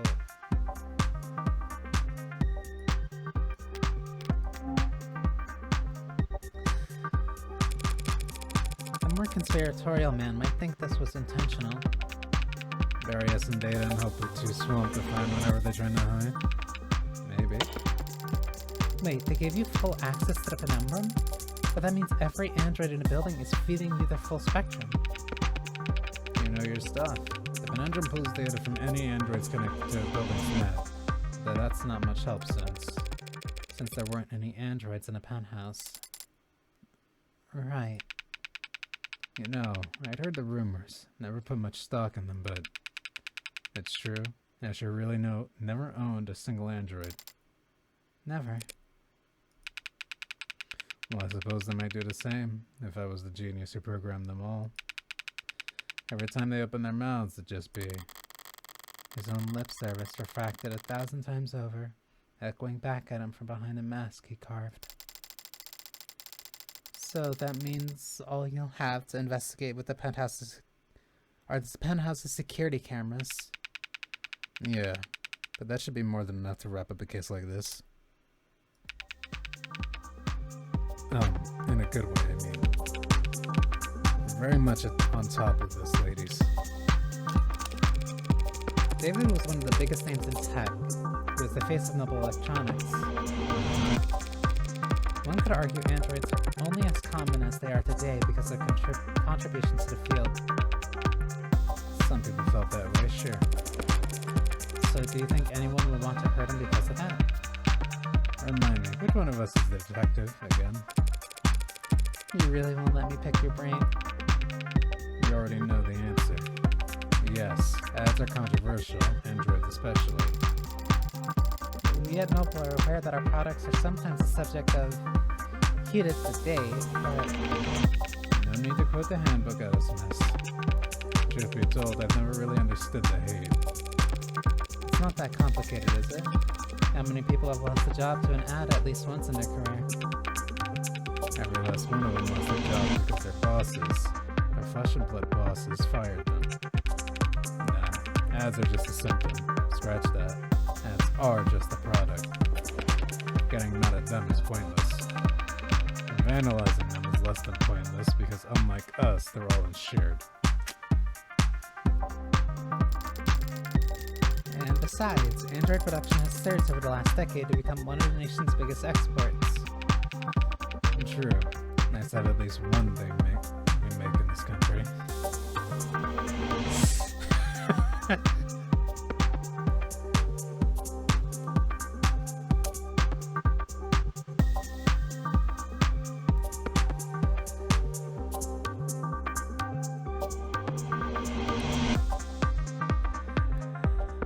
I could...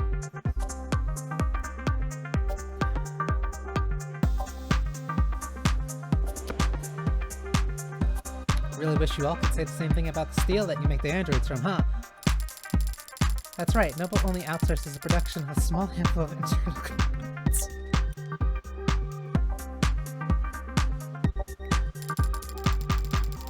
Every other part of the manufacturing process is probably done right here at home. I somehow doubt everyone considers the specifics of Noble's supply chain to be a point of national pride. But you don't need a political science degree to see how much the state values Noble's contributions to the national economy. Alright, now listen. I don't mind being helpful, and I'm trying to be sensitive here. But we really do have a lot on our hands at the moment. So I'm gonna have to ask you to be discreet, and ideally fast. Well, our business is just in the basement of David's basement. Business. I don't know why I said basement twice. But the penthouse is on the top floor, the roof. So its basement would be... second to last floor. If you want to be technical, detective, the point is... we don't need to go into the kitchen or the parlor. We'll go straight back to his workshop and then head downstairs. The kitchen and the parlor. I understand. But at the same time, I'd like to escort you two ladies there myself. Wow, an escort? Like royalty? Isn't he a gentleman? Huh? Yeah, he's... Lead the way, detective. True to his word, London ushered us past with chattering suits and humming drones, through the checkpoints and into the elevator. As we climbed into the sky, we got a good look at the growing throng of people gathered outside. And its shifting makeup. Seems like it's mostly protesters now, or worse, brand loyalists. Idiots led around by the nose their whole life, following the musk of whatever trend is laid out before them each morning. Today's trail having led them here, for half reasons they couldn't put into words, even if their lives depended on it. Morgan, they're like, is that a fucking Monogatari?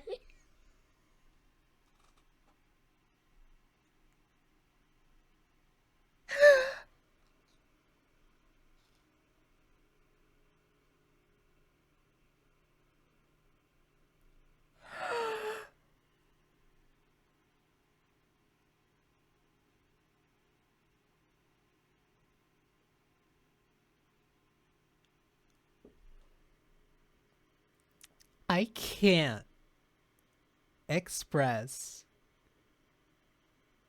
the feeling this single screen evokes within me.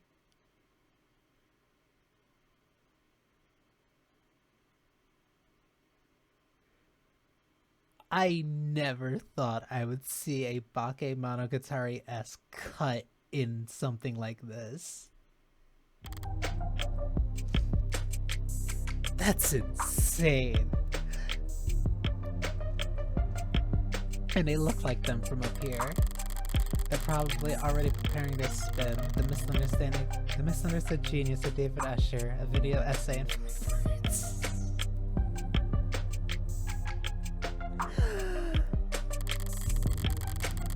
It's so... Cause okay, the Danganronpa stuff that's like... The Danganronpa and Ace Attorney stuff is like right there, flat on the surface, like kind of on its face. Morgan kind of looks like Makima. Okay, we get the anime influences. Bakemonogatari isn't niche, but to have a slide like that is so specific. It is so specific. Like, there's probably gonna be a bunch of other deep cuts in here too. Me calling Bakemonogatari deep cut like it's like it was a half-season anime that never got a season 2. I still gotta watch Monster Season. Why the company insisted on cultivating such a following for him, I never understood.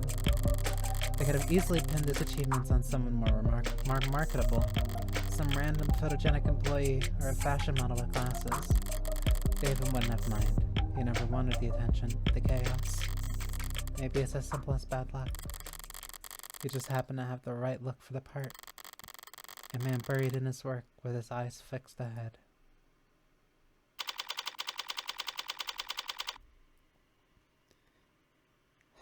There were so many details a part of it that are right too. It had the character name, it had the line under it, it had the scene transition in the upper left. It said specifically which slide number it was.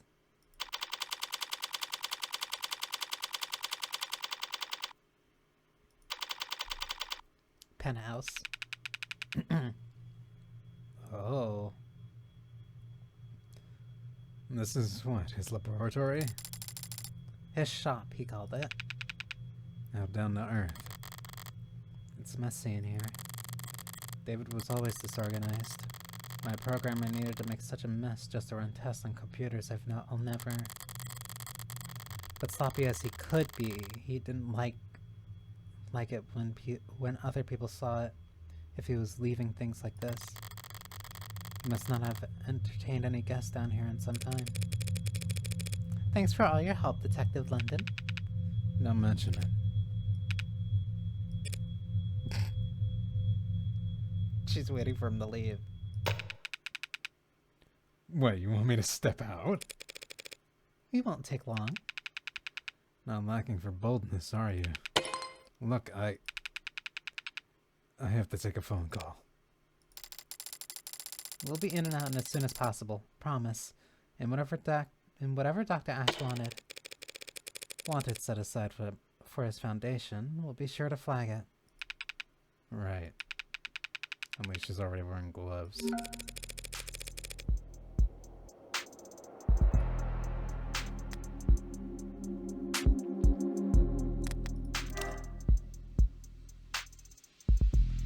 At least she's already wearing gloves.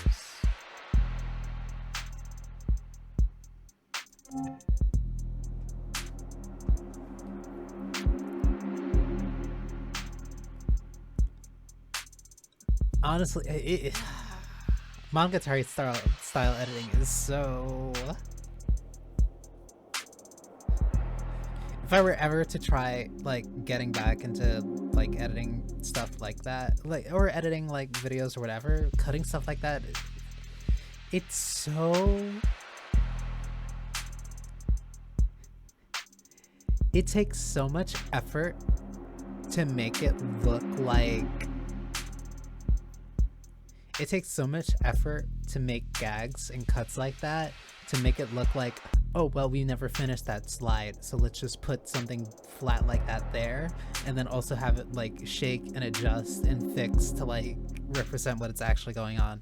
Like, the editing in Monogatari is so very interesting, and it's genuinely...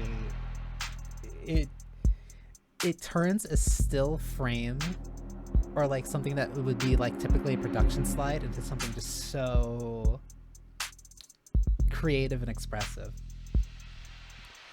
If we find a dead body, you'll be our first call. Morgan, what was that stuff about his foundation? Dr. Ash's charity has always been managed by an outside group. You haven't spent a long time around the crime scenes, have you? Actually, this is my first. Well, generally speaking, it's not really common to retrieve things from the premises while the cops are still searching them. Oh. Look, if David had something to give to me, we can go get it. We just can't make a ton of noise about it, understand? Of course. Great. After you. Right. Quiet as a church mouse. The phrase is quiet as a church mouse, but...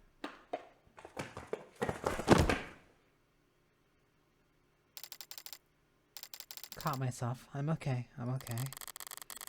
But now doesn't seem like the time to correct her. Whoa. In a bar too? Wait, is this his garage? David's shop was a mess, but the mess felt familiar. It was very David. Coming down here, I barely recognized the place. For starters, there's a goddamn gym? David hated exercise, always claimed he didn't have time for it. Even when I got him the treadmill, and and a subscription for the personal coaching program with a scheduled subordinate subroutine. Said he can find the time. And then, even when I explained to him that the program accounted for that and adapted to his schedule, he still...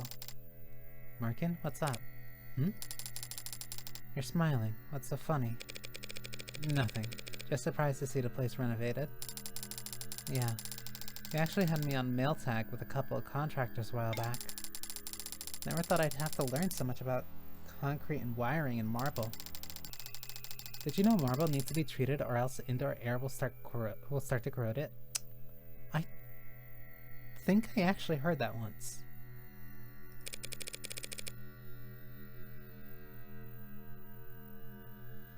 I didn't know that. Is that true? Wait, is it not? But her guy told me that without an XP finished, the entire... No... Sorry, you got had. But her guy told me that without an XP finished, the entire bar table could... That is not... The finish is for Flourish. Is that the vault over there, then? Yeah. Stands out, I guess. Haha. Yeah, contractors really like upselling themselves and saying, hey, I can do this, and it'll make it look better. And then turns out they always somehow manage to... Somehow they always manage to go slightly over budget and go slightly longer than they expected. And yet still always somehow come out fucking worse.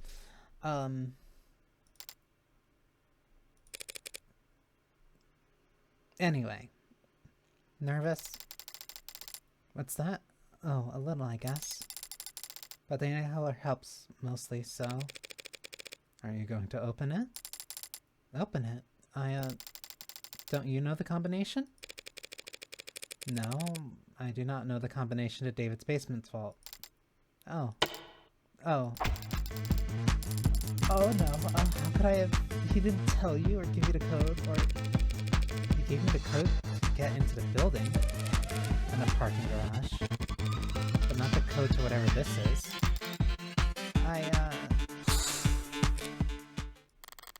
Okay. You know... There were a lot of scattered papers back in his shop. Could he have left you a note on one of them?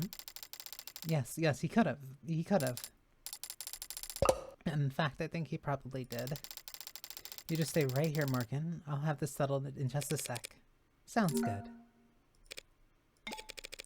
Right then. Well,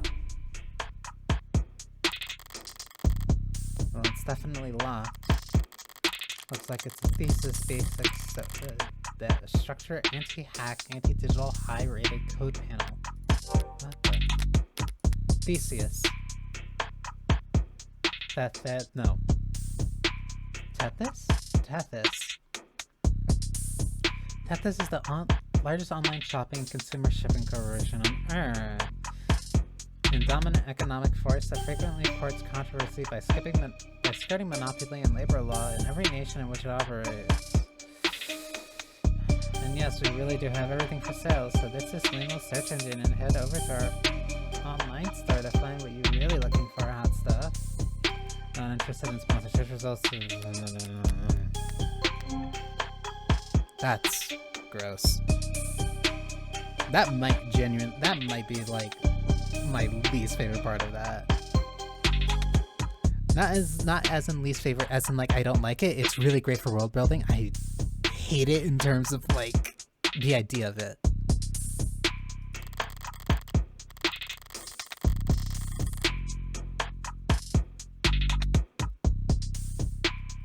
Nothing basic about it, but at least I can see the password's limited to 6 characters.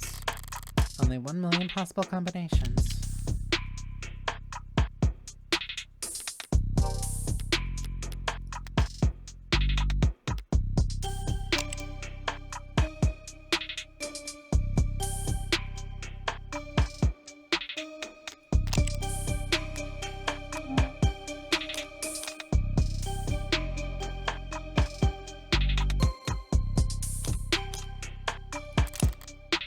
get it. There's a different terminal over there. Potter Security Systems. According to the label, maybe it controls the whole room. Damn, it's password protected too, and the code's 64 digits long? What's the point of a camera system that's harder to crack than a literal vault, you egghead? Okay, yeah, a programmer probably would care more about his IoT than whatever he can fit in a safety deposit box. The Internet of Things refers to a network data sharing that goes on between all countless electronics that we monitor ourselves with. That's a real thing. Phones, computer security systems, biofeedback devices, body modifications and prosthetics, and of course automated dependents all comprise small but vital parts of this network. Without IoT's ability to collect, process, and share information, massive opportunity costs built up as individuals, governments, and private businesses miss out on the valuable insight that data has to offer.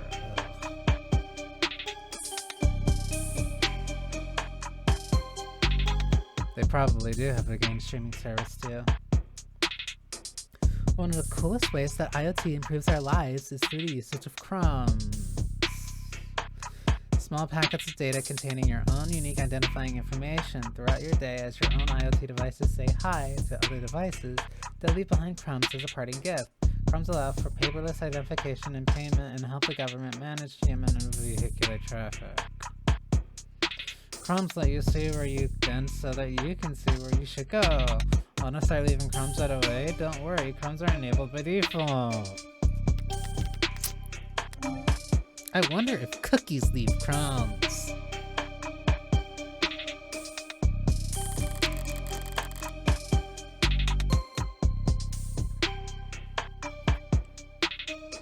I guess it's a six-digit vault or nothing. But I'm a lawyer, not a lockpick.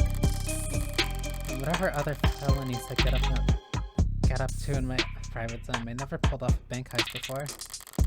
Only tool I've got here is my head. So what do I know?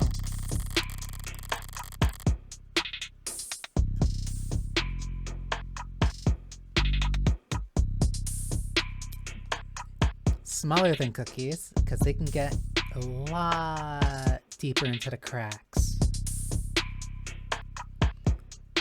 I know whatever David put in his safe, he wanted it kept secure, and I also know that he wanted me to have it. So maybe he thought ahead. Maybe he guarded it in such a way that I would be the only one who could get to it. David liked games, and he really liked beating me. So if he's left one last puzzle for me, I don't mind going another round.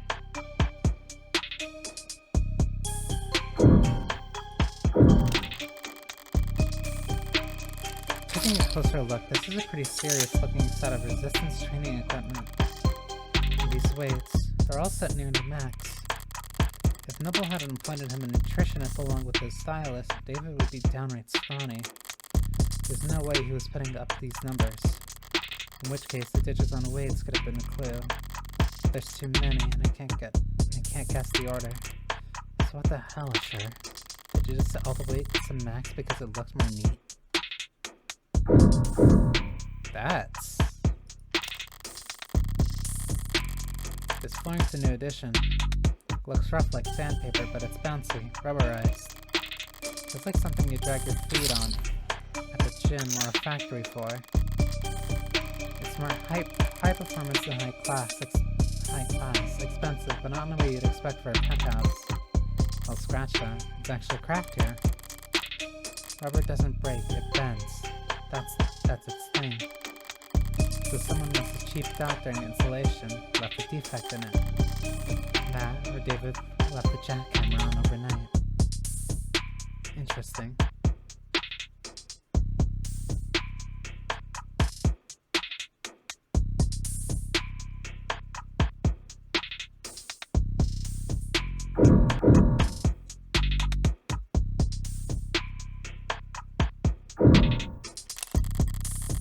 David's wine collection, still towering over the room. Don't know why he buys so many bottles. He didn't even particularly like the stuff. Maybe just to fill out these shelves. But not all of the bottles are untouched. Some of them don't have dust on them at all. There's a mechanism for retrieving bottles off the rack. The latest bottle chosen was... a Mer du Camp 81 could be significant. Except, vintages only list the year they were bottled, not the month or day. It's not enough digits for the code. 81. This must be a spare liquor cabinet. Damn, there's a lot of good stuff here, and a lot of bottom shelf swill. The kind of bargain bin vodka and nose burner whiskey that only an undergrad programmer could love. The shelves are sweet like that, overpowering. 1 per million can cover up even the cheapest aftertaste. 1 part per million. So 81. Yes, I actually did know that. A lot of, Apple's interconnectivity is kind of part of the reason why I really don't like their products. Granted, I also did kind of grow up in an era of the internet where you really didn't want to have your information all out there.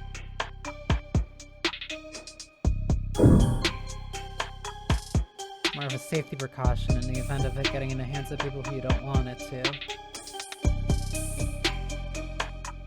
At this point, that just means everybody, including the corporations that run this thing.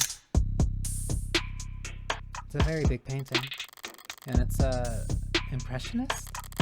No, cubicle. Cubist, which is still incorrect. Yeah, cubicle. That sounds right. It's not. Whatever its style, I do remember that David liked this painting. Ah! Predator/Predator. Big orange-blue painting is an oil and canvas painting by the mid-21st century neo-abstract expressionist Mads Hartstrup. Arguably his most well-known work, it was displayed in the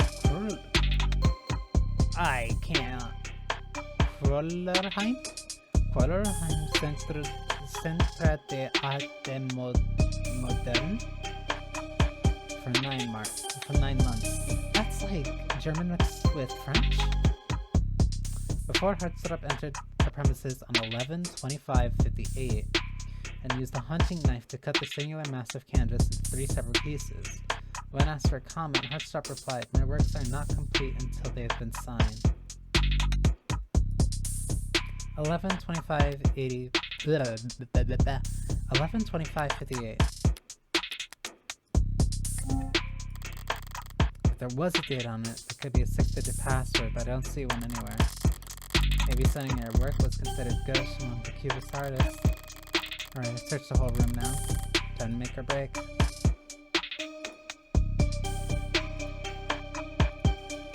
Wait, can I not?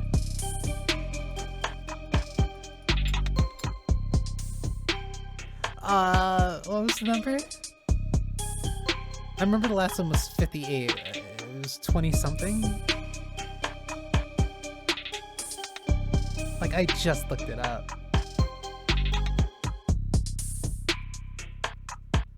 It was... No, it was the date that was in the log for the... It was the date that was just in the log that I read. It was 11/20-something/58.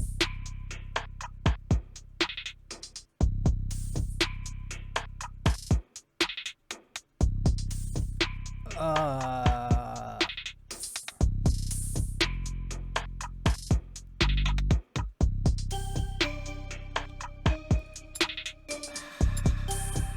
can't open it back up.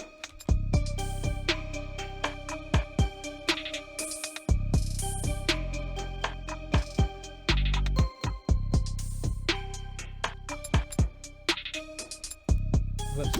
No. Where is it? 11/25/58.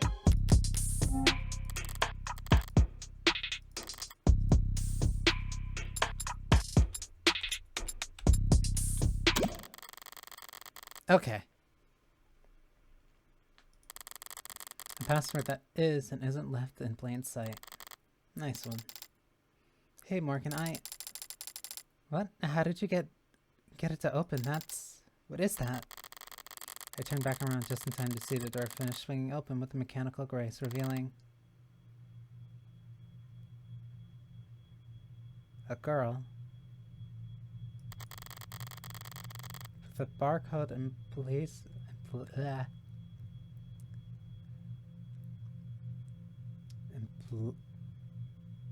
emblazoned across her temple, required by law to be plainly visible.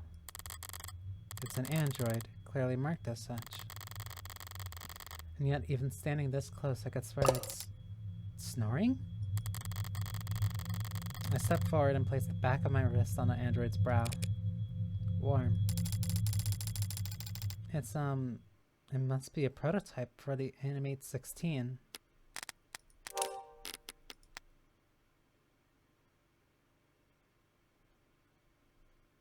The greatest machine the world has ever seen. Boasting a battery life of over 154 hours with patented soft-touch digitization, remarkable tenderness and sensitivity, and the uncanny charm you've come to expect from us, we're sure that your Animate 16 will be the best purchase you make this year around. You'll never want to go back out into the cold.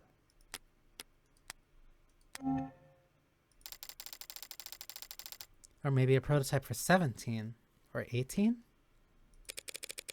A biomechanical android with real human flesh. Sorry, biomechanical, yes, but it's organic flesh, not human. They're grown from lax Gemini cultures, but Sorry, I misspoke. Right, understandable, since you seem surprised, Jess. Hasn't Noble been working on warm androids like this one for a few years now? Yeah. Warm is currently the most widely used term to use to describe androids, robots specifically designed to emulate a human likeness that features organic flesh and some capacity. While the concepts have been experimented with in the robotics industry for decades, Noble Electronics' recent foray into warm manufacturing with their Animate 16 model represent a huge leap forward that many analysts agree is a signal of a widespread adoption to come. Though the specifics of how Noble's warm androids are manufactured and ingrained remain a fiercely guarded industry secret, it is generally understood through their marketing materials and user maintenance documents that warm androids will require oxygen, water, and periodic organic sustenance in addition to wireless charging. Basically as close to human as they could be. The refill warm android supplements are available for purchase through the Noble shop. If your warm android doesn't receive sufficiently frequent supplements or is repeatedly deprived of water, they may shut down most functions in order to preserve emergency power. If this happens, you can regain access to your warm android once your order of supplements has been confirmed as paid. Wait, what?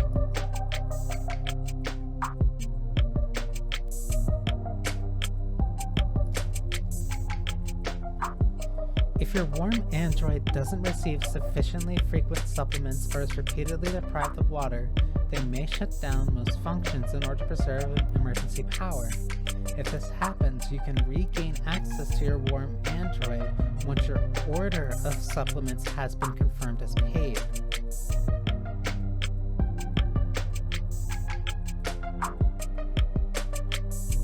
That means you have to keep feeding it and watering it.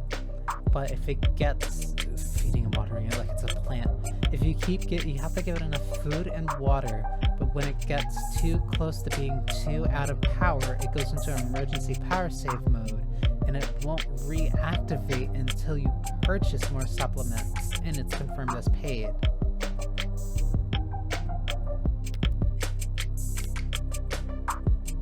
That's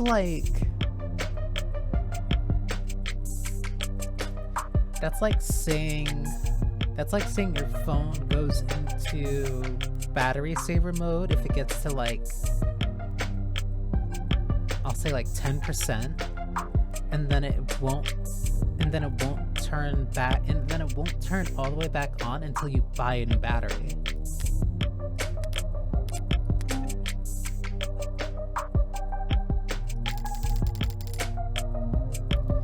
Weren't androids like this one? I mean, yes, we have.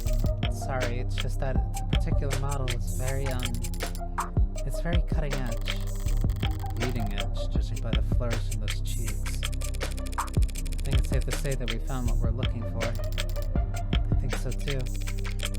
That presents a problem then. Oh, do you not, approve? I've got nothing against androids. My concern is a bit more immediate and, well, practical. Practical? I don't know how to turn it on. Do you see a switch or something? Do you? Can we, turn it around, or... I poked the android's ribs. A little less give than I expected, given its frame, but the rigidity is remarkably lifelike. I place my hand on the shoulder and give it a shake, but it doesn't budge. This thing has to weigh more than... Right, androids mostly transport themselves, so people are always surprised to find out they're a bit heavier than they look. A bit? I'm surprised the whole room isn't slanted. There's no way in hell we're moving this thing without waking it up. Crap. First default, now this. I was able to guess the combination just by poking around. Compared to that, finding this hunk of junk's power switch should just be child's play. And I think I know where to start. Jess, I'm going to step back into the lab for a moment, alright? Huh? Oh, sure. I'll, there's gotta be a manual around here. Good idea. It might be some kind of prototype, but it's still got a barcode. Maybe you can scan its GIN number and find something the company files? GIN. Genetic Identification Number is a string of numerals typically encoded into a barcode that labels an automated dependent. So there's Social Security. Early on in the automated dependent industrial revolution, concerns about the lessening gap between man and machine led governments to pass laws mandating that all ads clearly identify themselves as such to counteract rampant disinformation and identity theft campaigns. Manufacturers responded by stamping the GIN code onto android bodies, most commonly on the cheek, above the collarbone, or on the back of the hand. Some companies placed the GIN on the wrist, but this has quickly incurred backlash. Concerns about automated dependents impersonating humans have dropped precipitously. Precipitously, yeah.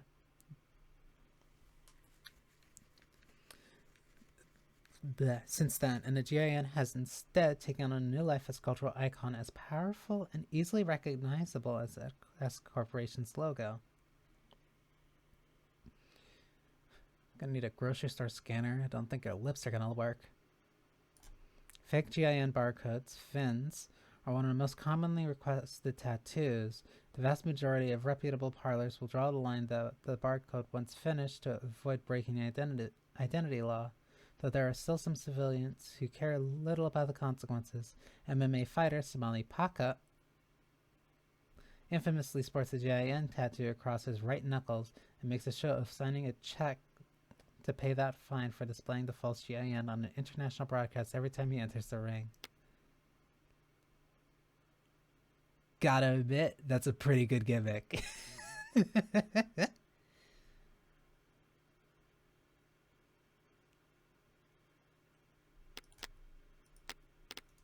That's a pretty good gimmick. Yeah, of course. All generic ID numbers should be paired with industry standard files on maintenance tracking power requirements. I somehow doubt that the enigmatic android taking a cat nap in the sarcophagus in David Asher's basement will have a user manual. But it can't hurt for her to try, and...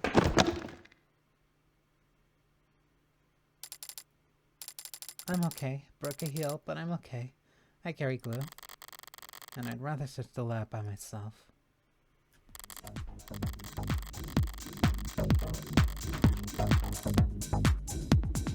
Now then, if I were David and I wanted to make sure that the only person who would be able to walk out of here with that android, how would I set that up?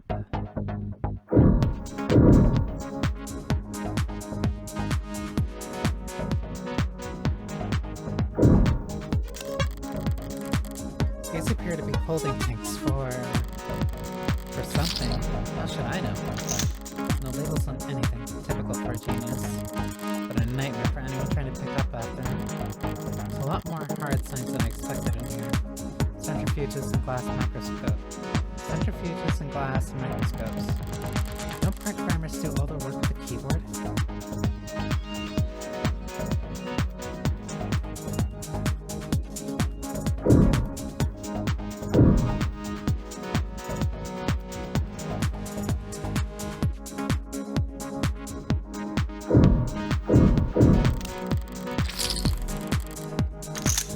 Diagrams of human anatomy. The hands are highlighted. The most developed part of the human body built for making stone axes and sending emails. Robotics and frames can do just fine with claws for 3-digit imitations. The androids are expected to look like people, and move like them too. Getting the hands just right must be a big priority at Noble. That tree-like shape on the right is a neuron. Those branches receive input of the varying weight, and then if the sum is greater than a certain threshold, the neuron fires, the 0 becomes a 1, and all the other zeros around it.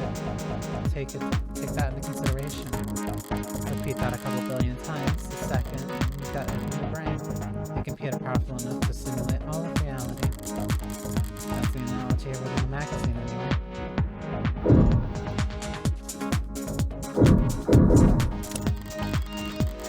Haven't seen one since college, but this must be a 3D printer. That's a 3D printer? Of some sort. Feels expensive enough to make other printers look like soda fountains by comparison. Better not mess with any of the settings.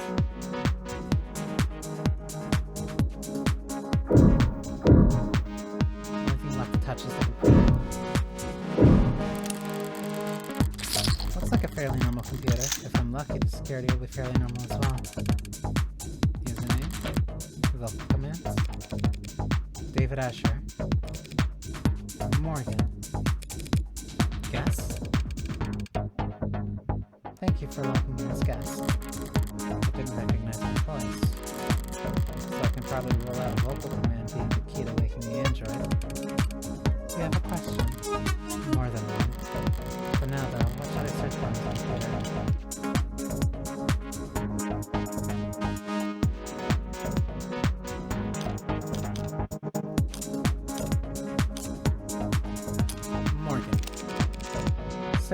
Search files from Morgan. 23 results in the local drive. I can work with them. Mostly phone book and social data. But I don't recognize this file type. Some kind of personal format? Date of birth, education, occupation, blood type, height, weight.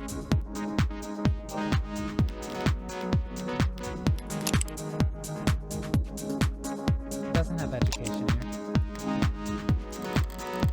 Alright, buddy, a little invasive, don't you think? DNA and fingerprints. Now, why do you have that, David? My DNA isn't in any database. I made sure of that.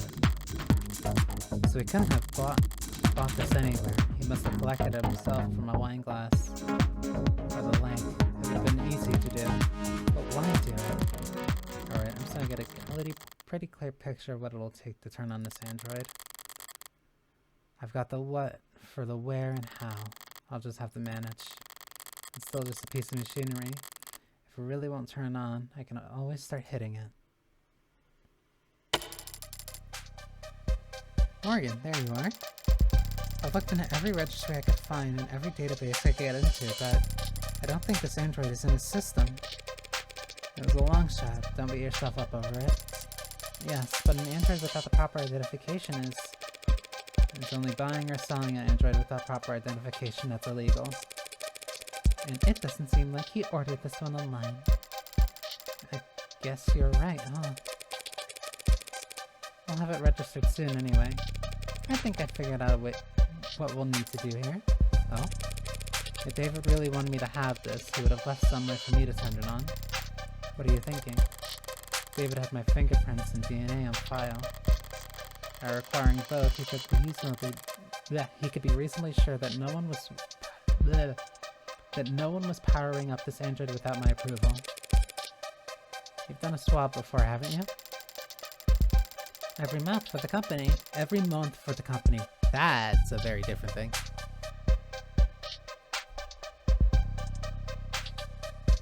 I don't know. If you're a buddy-buddy with a mad scientist, I'm pretty sure it would be interesting to see what file they have on you in there. Apparently, they're building a database on employee epigenetics cross-reference with that. You're way too casual about that. Oh, so you're gonna... My DNA and my fingerprint make the key. Now, where to find the lock?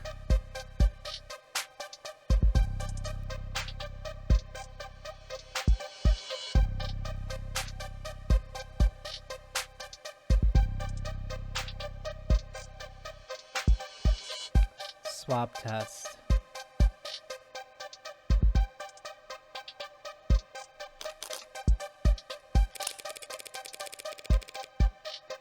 The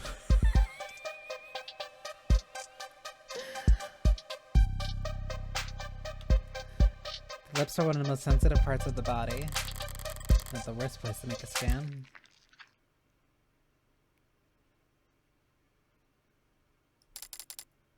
Oh, that's... Still not doing it, huh? Maybe if I...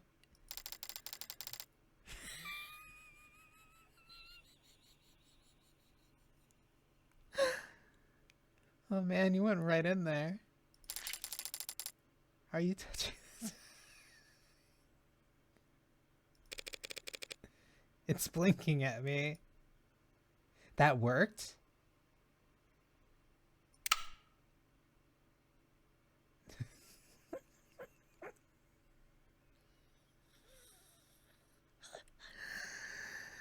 Sarah, good woman. Good woman.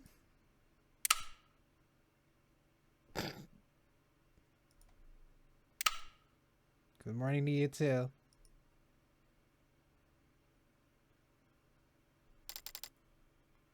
Cute.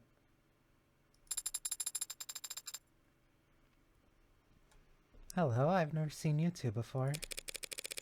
I guess we should introduce ourselves then. Hi. This is Jessica Starling. She works for Dr. Escher. I'm Morgan, friend of his. Got all that? I understand. She is Jessica Starling, and you are Morgan. Last name unknown?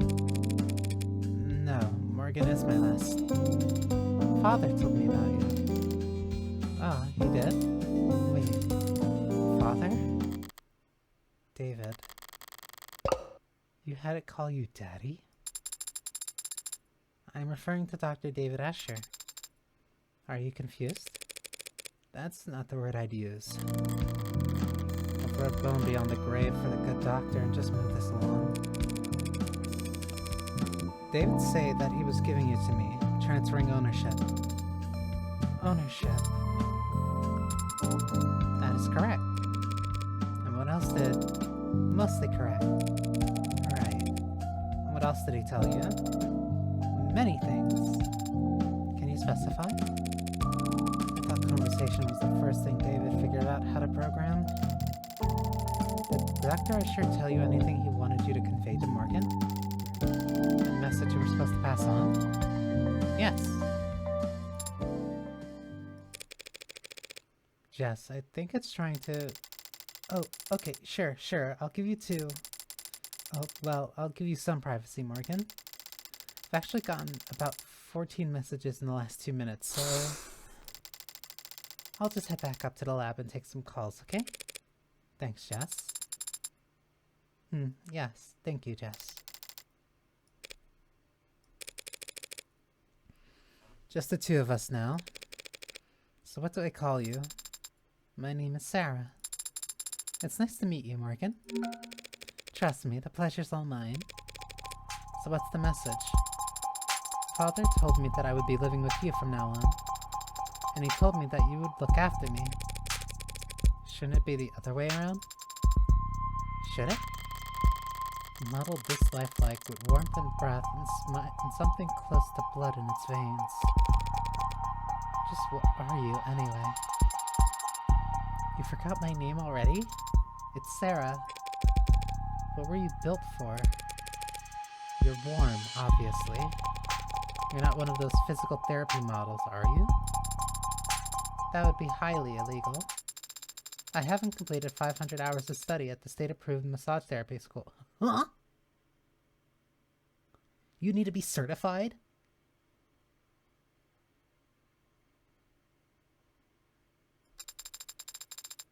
I haven't even completed 1 hour. What purpose did Dr. Asher design you for? I don't know the answer to that question. You don't know why he built you? Should be lifting something, but it's not a forklift.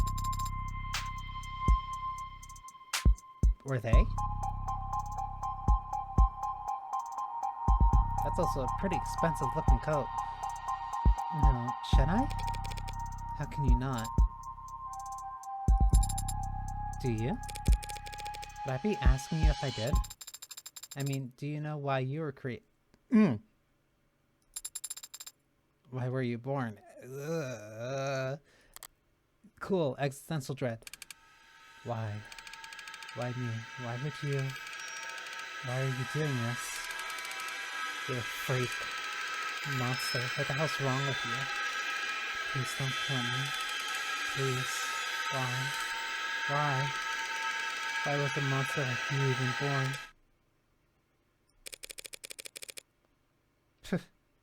Guess I walked into that one. I was starting to wonder if you even had the Turing solution.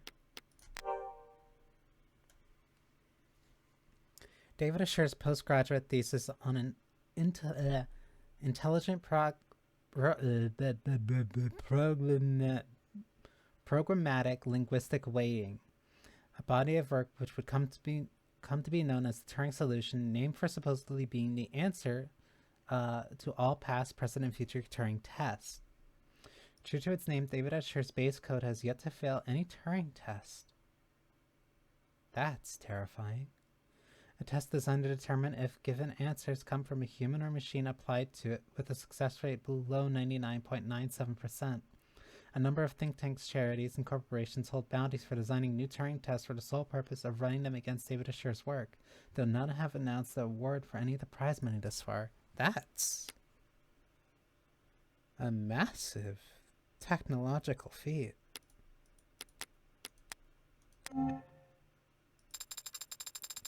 Father's framework for programming linguistics and artificial systems, and the body of work which he first gained international recognition.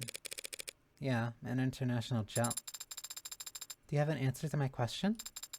An answer as to why you were created? Why you exist? Occam's razor. I'm here because my parents wanted me. I see. Then I will give a similar answer. I was created because Father wanted to make me. Can't argue with that logic, I guess. Can't argue with that logic. Father did say that you were a lawyer. Yeah, that's me. You're a lawyer, and I defeated you with logic. World-class, high-power attorney, the best defense money can buy. So do you catch criminals? That's what cops do.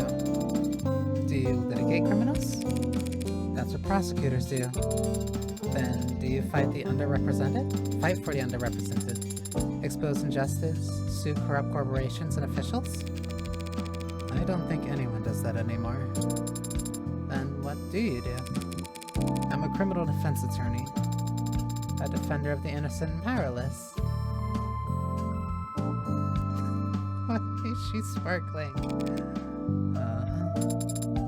Do you also... Now that you know all about me, what can you tell me about yourself? I've never had to do that before. First time for everything. How old are you? I'm not sure I can give a satisfactory answer. Oh, 4-2. Ooh. Oh, 4-2 on answering simple... Oh, 4-2 on answering simple questions. What's the date of your earliest memory? 2 years ago. And where were you constructed, or assembled, or whatever? What facility? I was not constructed at any facility. Father created me here. By himself. You're saying if I took you apart, I wouldn't be able to find any markers from any manufacturers, any IDs of any designer. You want to take me apart? David was a programmer, not an engineer. How could he build a custom android from scratch in the comfort of his own home? He couldn't have. He must have had help, probably a whole department's worth. If I ask around, there's gotta be someone in the company who can ID this thing. Help me figure out what's so important about it. You don't look like any android I've ever seen. What are you made of? This body is comprised of organic tissues integrated directly into cybernetic systems. They require organic nourishment, including water, carbohydrates, and so on. Wait, worm androids have to eat and drink? They cannot be worth that much trouble. My cybernetic systems operate largely as analogous to their equivalents in a human body. So it's meant to simulate human.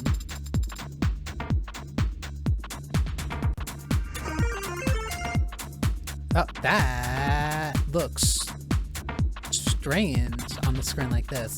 Thank you for the raid, Koyasu. We are partly through the first episode of The Devil. That's also going to be a very weird statement to say. I'm only just about like 2 hours in. I have a respiratory system for oxygen exchange and a centrality located pump that circulates oxygen. So yeah, lungs and a heart. You mean you've got a heart? How quaint. But where does all that extra weight come from? Pardon? I tried moving you earlier and it felt like I was pulling against a truck. My skeleton is a combination of medical-grade plastics and military-grade titanium carbonate alloy. So what you mean to say is you're sturdy as fuck. That sure took the wind out of her sails. My muscles are all made of adaptive rare earth alloy, nano-weave fiber with shock absorbent and kinetic chain potential rated pass. Wait, did you say military grade? I have a grip strength above 1,000 kilograms. Okay. I can't snap your neck, but you can snap mine.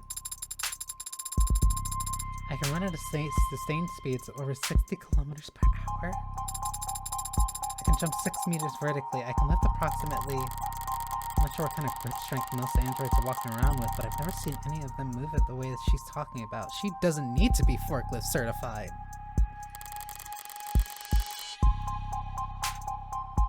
They can either take a beating or they can dish one out, that's for sure.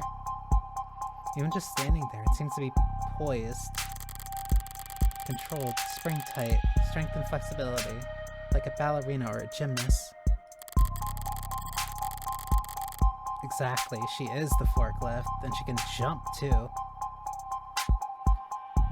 Strong enough to flip over a tank, lifelike enough to avoid detection. As long as it's never stepped on a scale, it'd make for a perfect infiltration unit. A perfect weapon, if you could keep its development a secret. Did David really put something that heavy on my plate? Dismantling a military prototype in secret?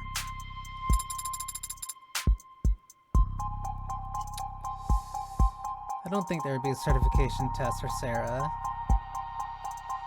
More of those on-the-job training types of things. Well, I say that, but did kind of have to put what I assume was my tongue in her mouth to get her to work, so...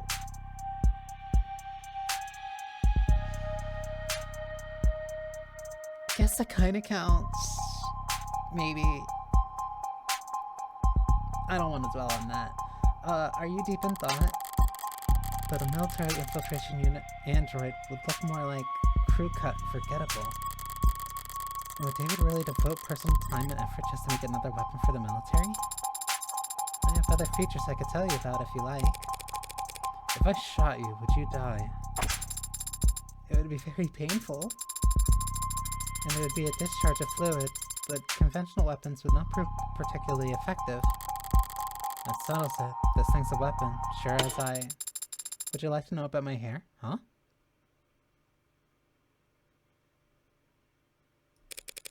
Your hair? I'm impressed you noticed. Each fiber contains miniaturized solar cell lattice technology, allowing you to remain charged throughout the daytime. She's solar powered!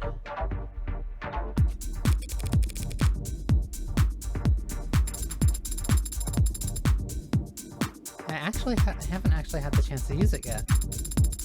This room has ambient wireless charging functionality, and I haven't gone outside much. Oh, just like me. It's not a weapon after all. Entirely eco-friendly and maybe carbon neutral. Maybe. You're just a pincushion, aren't you?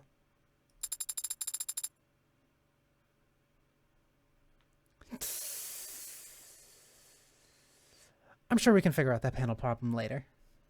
I'm not familiar with the term. Searching. Pincushion, jargon, design refers to prototypes filled with experimental technologies to check for compatibility issues. Got an idea? Not sure what to do with it? Stick it in the pincushion. It's as good as an explanation as any for what I'm staring at.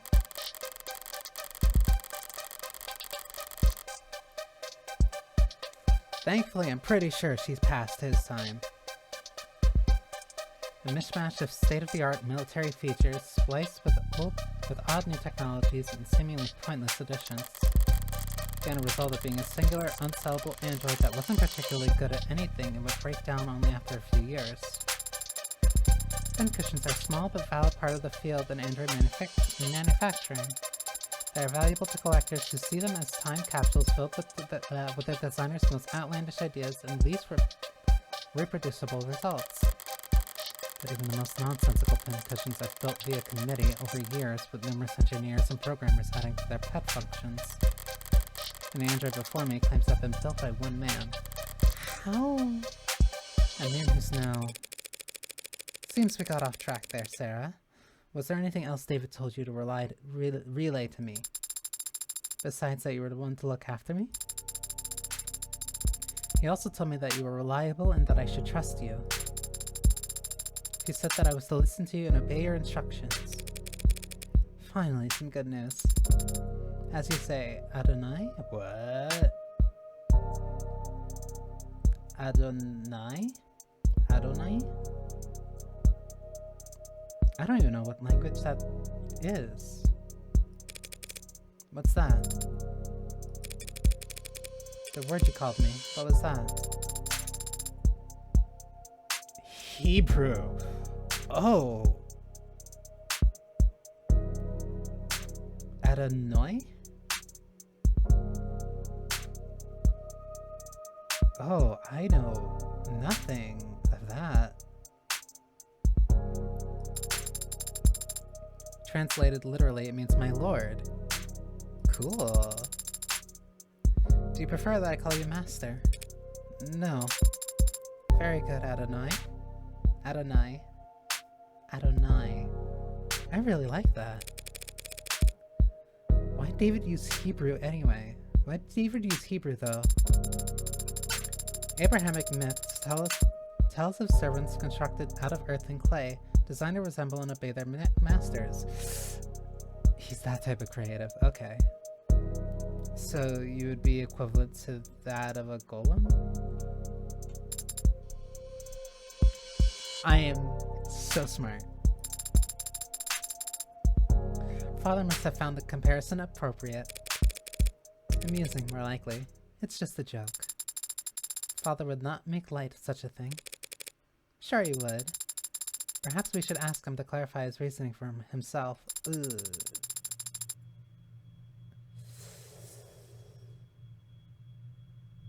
Where is Father, by the way? Is he upstairs?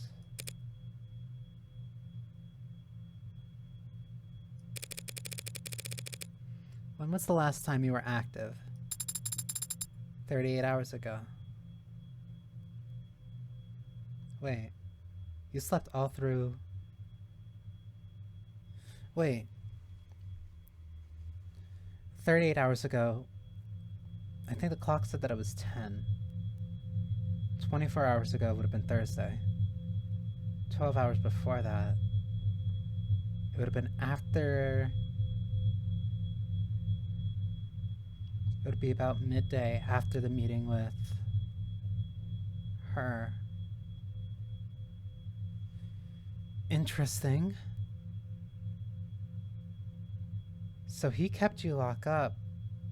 He kept you locked up after essentially transferring ownership.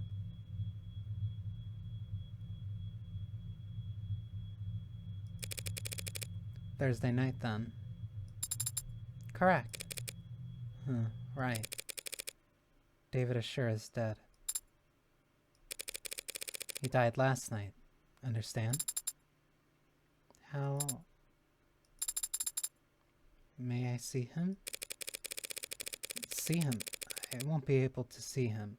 The funeral's probably not for a few days. Father was not... He was not sick.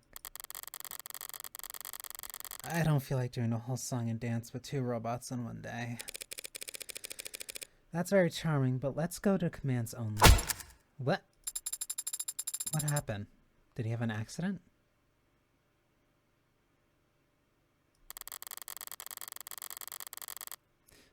Oh. Why is it still doing the theatrics? Does it not recognize my authority yet? The police have determined that he committed suicide. For the time being, we ought to focus on getting you properly registered. Maybe then you'll take commands on the first time I say them and not... The police are wrong. Excuse me? They are wrong. Father did not commit suicide. He would never do such a thing. Father had... He told me... Look, Sarah? I'm sorry? You're sorry? Father said you were his friend. How are you so calm? I've been around death a lot. So don't try to lecture me about grief, spearmint. My name is Sarah, and we used it because my father, Dr. David Assure, the greatest programmer in the world, gave it to me. He did not kill himself.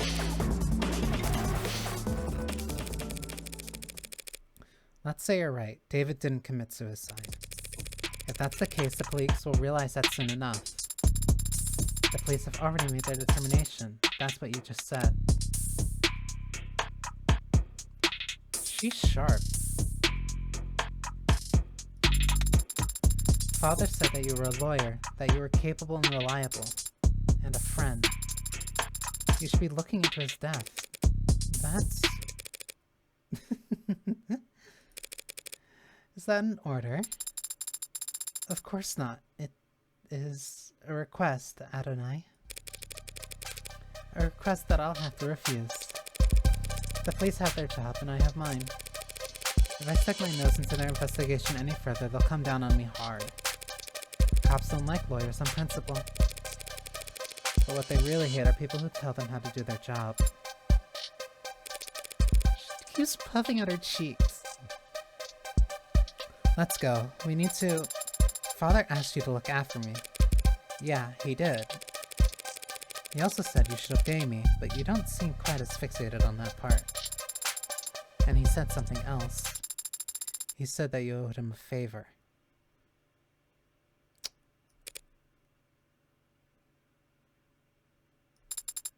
One favor. The thin ice starts here, Spearman. That was between him and me. Father is gone, so now it's between you and I. You're... Ooh. And I am calling in the favor now. What? You don't have to take care of me anymore. Consider that request null and void. You can sell me to some collector, or you can donate me to a university. It doesn't matter. In exchange, you will prove Father didn't kill himself.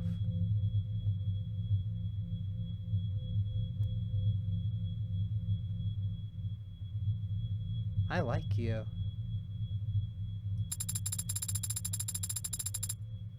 And you will make sure that whoever hurt him is held accountable.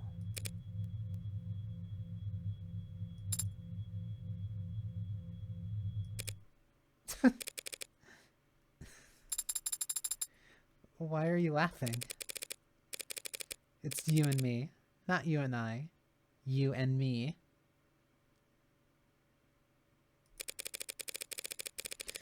David would roll over in his grave if he knew you'd gotten that wrong. It is not my intention to amuse or rotate. No, that's for damn sure. Fine, I'll take that deal, Sarah. You mean you approve that Father did not? I mean, I'll look into it. I'm a lawyer. I don't prove anything. I just disprove what I can. Then where do we start? Lee, I didn't realize you had a law degree. I do not have a law degree, but I'm a fast learner. This isn't a job interview. And I'm far from useless. That did raise at least one good question. Where do I start? I'm a defense attorney, not a police detective. And David was my friend, not a client. I won't be able to poke around at all unless... And I'm also capable of... Can you tell a lie? This is going to be a very interesting case. I am capable of making statements that are false. Guess that'll have to do. Are you going to ask me to lie? Yes. To the police, in fact. Lying to the police is a felony.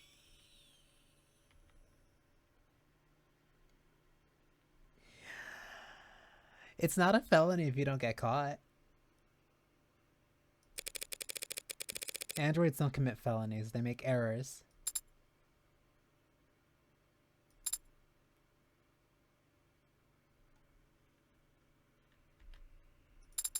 I see.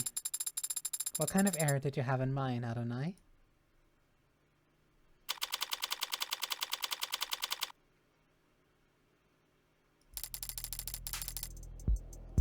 Are you sure about this? You have questions too, don't you? Right now, I'm just a little better equipped to get answers than you are. I don't know if she's asthmatic or or she's taking a hit off of that. Okay, go for it. I'll make sure they're watching. Is the air quality at Noble headquarters kept up to state standards? What's that? All these Noble employees seem to have asthma. Oh!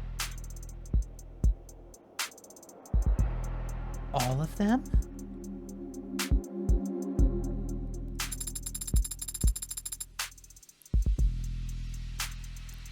Legal precedent for that doesn't go. Computer scientist. No, it does not. Was Father also working under poor conditions? They don't have asthma. Then why are they all carrying inhalers?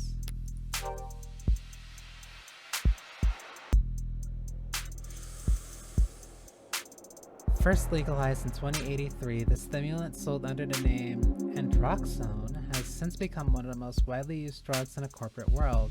As a Class 2 stimulant of least concern, employees of any corporation in good standing with the Bureau of Narcotics Oversight can have access to oxycodone without prescription so long as their HR representative feels it would be beneficial to their work performance.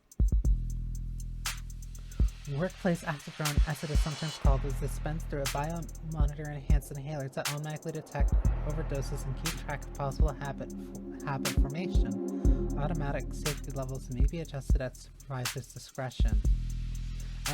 Unsubstantiated claims that oxycodone was first invented was purely recreational drug by the notorious violent Skullhead Mafia caused enough of a stir that in 2083 a formal investigation committee was formed. Unfortunately, in 2084, an industrial hydrogen fuel accident resulted in the deaths of all 391 known Skull members, placing the investigation at an indefinite standstill. corporate approved high.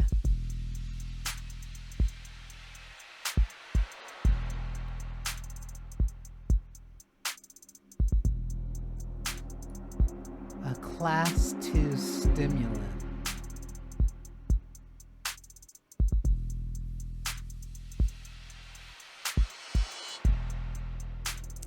That's... Ugh. Ugh. Yes, ma'am. She's right over here. Fuck.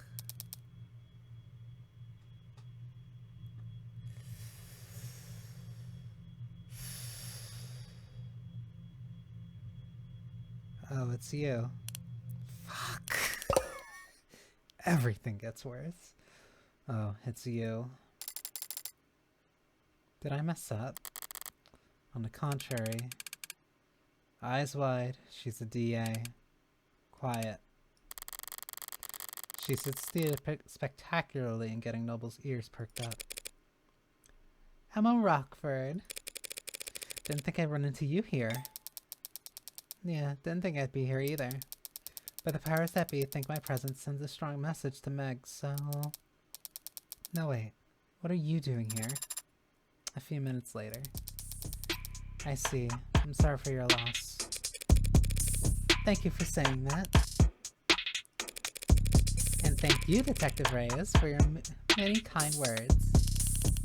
You can't all be as talkative as you. Normally quoting poetry would feel pretentious, but you were so genuine in your reading. Bite me. I don't know that there's a need for all that. Very mature, detective. Did you come up with that yourself? Oh no, that's Kaguya's signature pose. Like the pop star? I don't know what you're talking about. You can admit it if you do.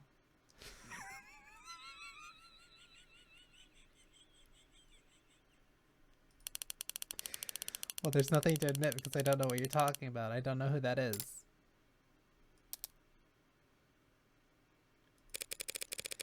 Wait, now you're saying you don't know who Kaguya is? She's the most famous.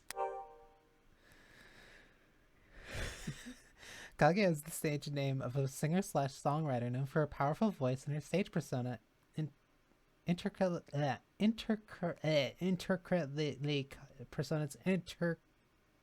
I can't speak. Intricately crafted lore. After releasing a blitz of chart-topping singles, a quadruple platinum album, and a bevy of cultural reset music videos, in just the last 3 years, she has come to be considered the leading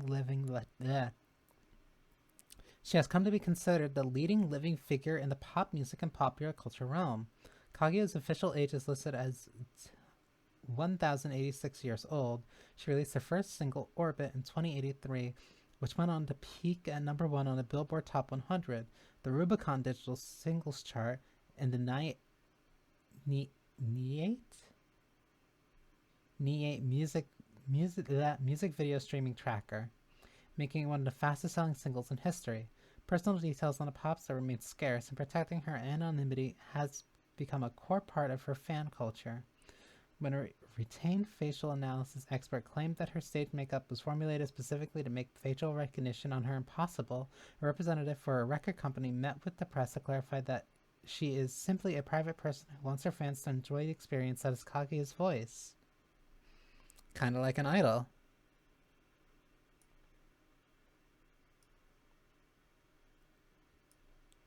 Users also frequently search Kaguya Lore Explain, Kaguya Iceberg Explain, Kaguya Lunar Tropic Tour tickets where to buy. Interesting.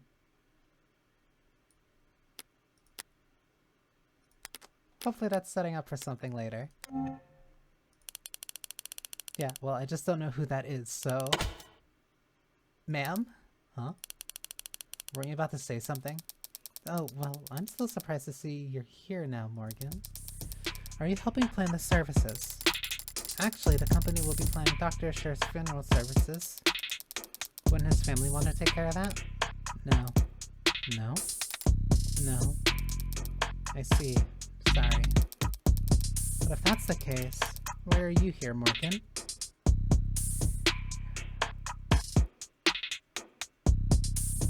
I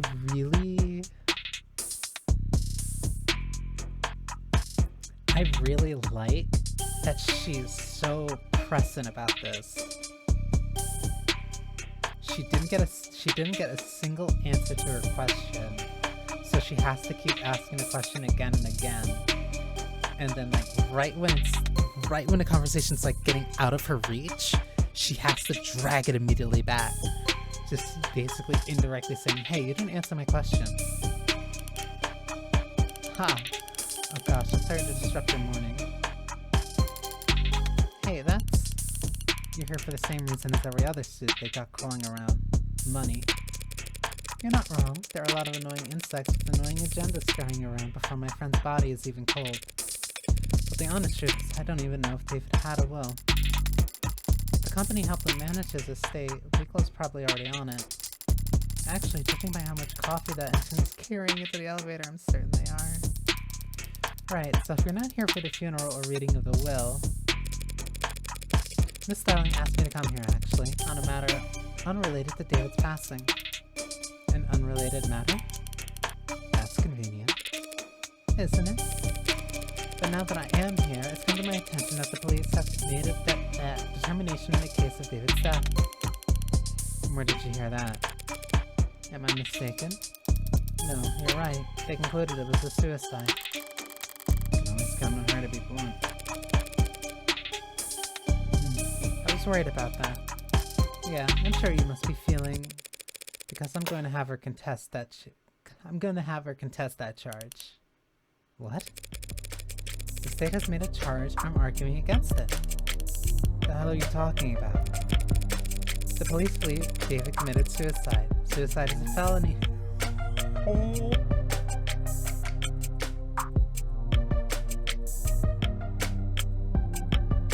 What do you mean suicide's a felony?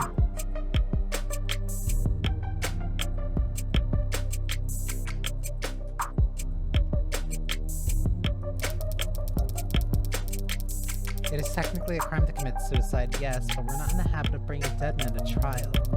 Especially not for their own murder, Morgan.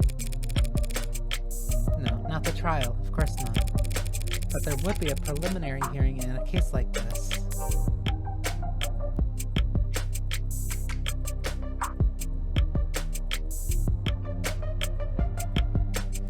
Why?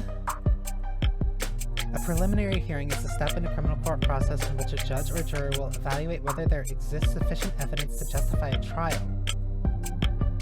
Between security systems, personal devices, biomonitors, IoT crumbs, automated dependents, and mods, it is extremely rare in modern times for people's evidence of a crime to be found lacking, making preliminary hearings somewhat of a formality that is frequently sidestepped without protest from the defense.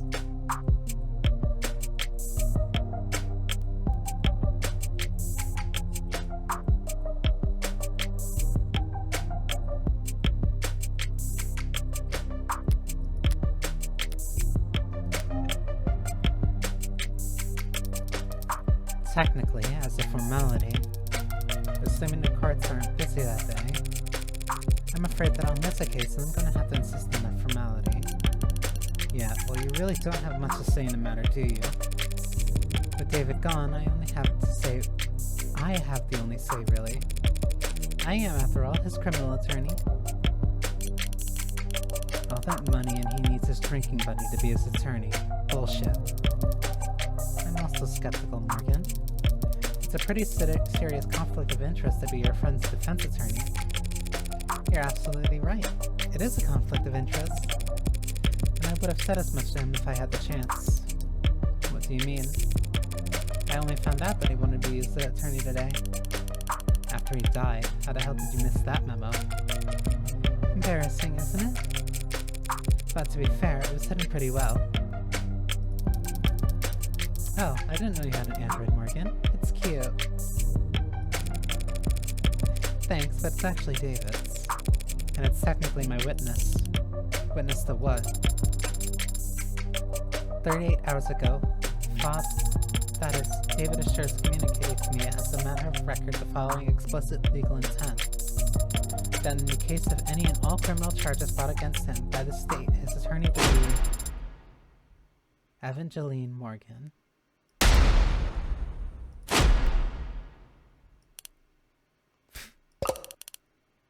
Evangeline.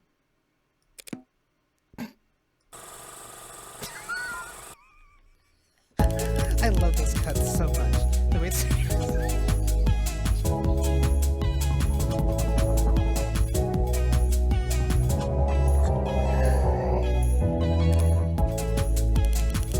your parents name you after a Christmas carol?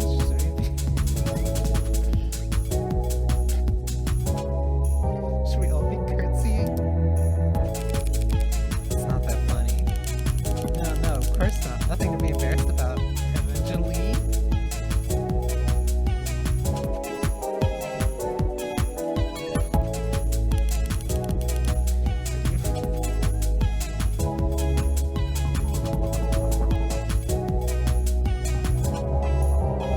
She's really taking any fucking small thing that she can just to dig into her.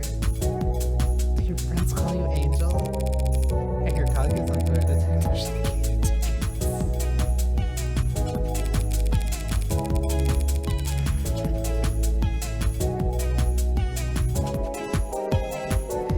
You could have your dad trying like all the other 15-year-olds.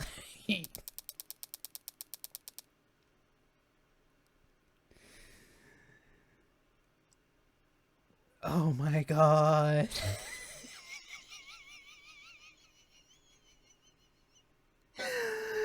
These two are gonna be at each other's throats constantly. Feels like we're getting off topic. What were we just... I was telling you that David Asher wanted her to be his criminal defense attorney.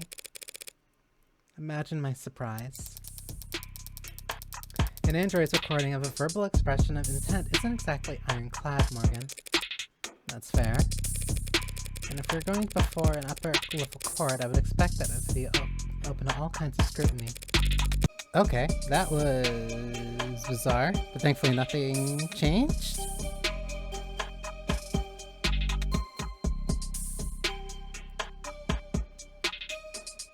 I think my internet dropped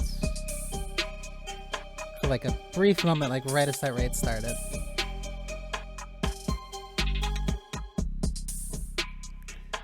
Thank you for welcoming me back, and thank you for the raid advice. And hello, Marceline. This is Of the Devil. I don't even know how deep into episode 1 I am. But like this was about like 2 hours 30. I still haven't even gotten to the court case. It is always a pleasure to meet you. Formality, as you called it. If he asks for representation, he deserves representation. Doesn't matter whether he's dead or alive. Am I missing something? What difference does it make? Not even adjutant would be obtuse enough to sentence a dead man. No, there won't be a sentence, but the adjutant will render a verdict. And verdicts have consequences, even for the deceased. This is really shaky ground to try and force this to trial if the police are already ruling this out as suicide. Is that what this is about? That one, I'm pretty positive, wasn't on Twitch.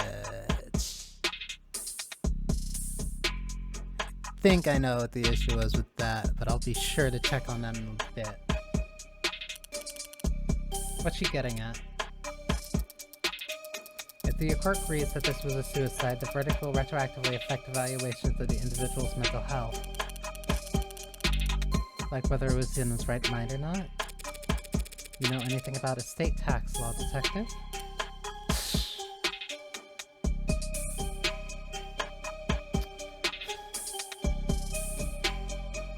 know, but I'm sure you'll be happy to educate me. More than happy. An individual found by a court to not be of sound mind can't very well give their consent to the lawyer drawing upon their will. If his will is compromised, all of David's considerable assets would be suddenly thrown to legal limbo.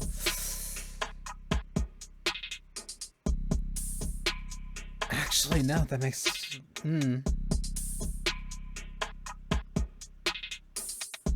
Okay, so the case that she's trying to make is that if...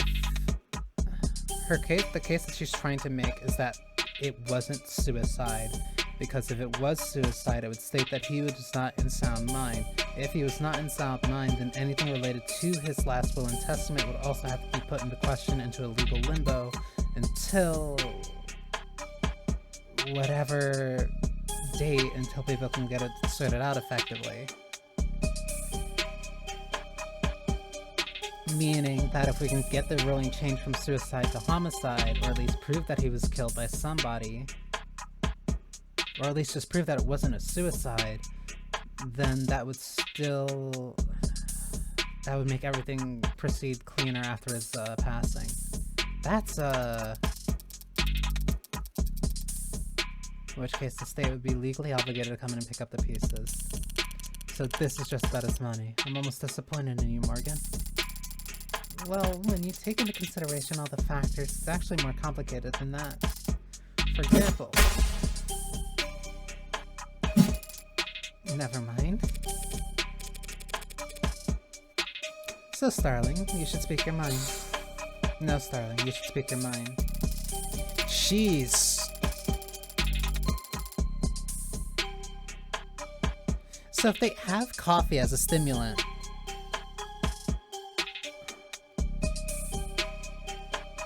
She must be shaking. Oh my god.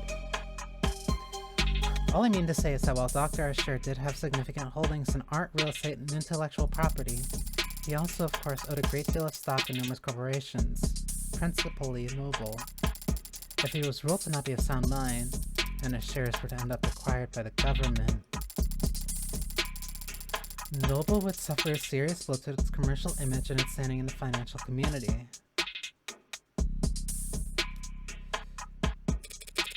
All of which is to say there's a great deal at stake here. Not the least of which is the reputation of a man who I was proud to call my friend. You're not buying this, are you? In case you haven't noticed, the city is working closely with Noble on this, and they're not gonna let you bring them any unwanted attention. Starling did her part. They're watching. They've stopped trying to hide it. From here on out, it's a gamble. I was hoping for this.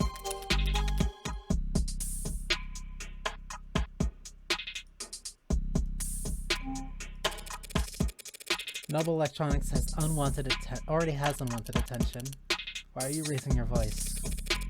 If nothing changes by the end of the day, the whole country's going to hear how David Asher committed suicide. By midnight, there will be questions about his competency. Concerns about why the brain inside every single Noble ad was built by an apparently unstable man. The shareholders will have nothing to do all Sunday but brood over the sad thought that, and all its disturbing implications. By the time the market reopens on Monday, I would expect a great deal of volatility. And that's so. I understand Noble's apprehension, of course, Emma.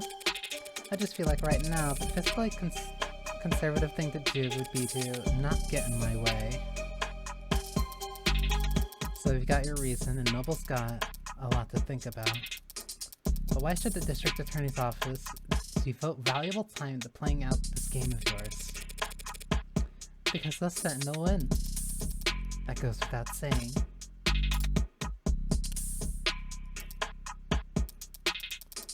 The court should have an opening at 6 p.m. I don't have anything planned.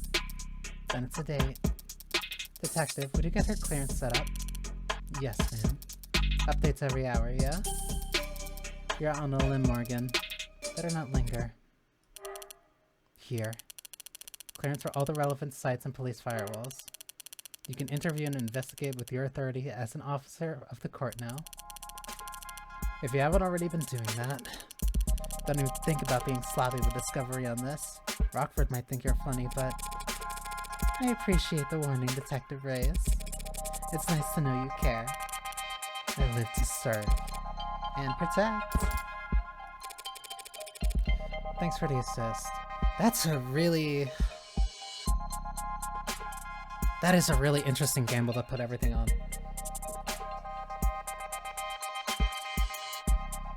You're basically kind of relying on Suits panicking. Basically relying on Suits panicking over someone that they effectively don't care about killing themselves. Yeah, no sweat. Are all cops like that, or are they more like the Detective London gentleman?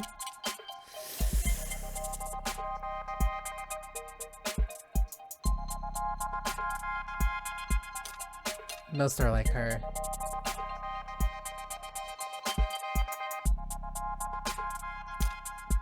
They would call it something else, but there would still probably be a few Gen Alphas using it. They're mostly like that, yes. They're all that intense. Yes, it comes from being short. And most cops are short.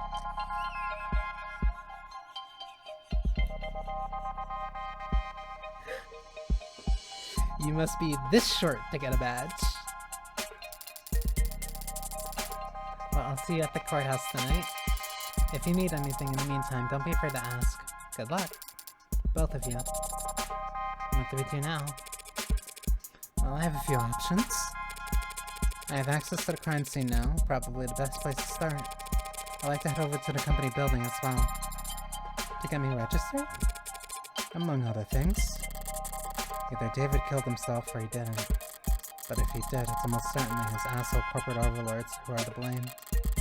In which case, I want to take my sweet time raking them over the coals. What are you doing? What are you doing? Ugh. It's gonna be difficult bouncing between the two of them. Nothing. What about Father? When can we see him? He'll be at the morgue by now. The medical examiner will speak to me, now that I'm operating under the court's authority.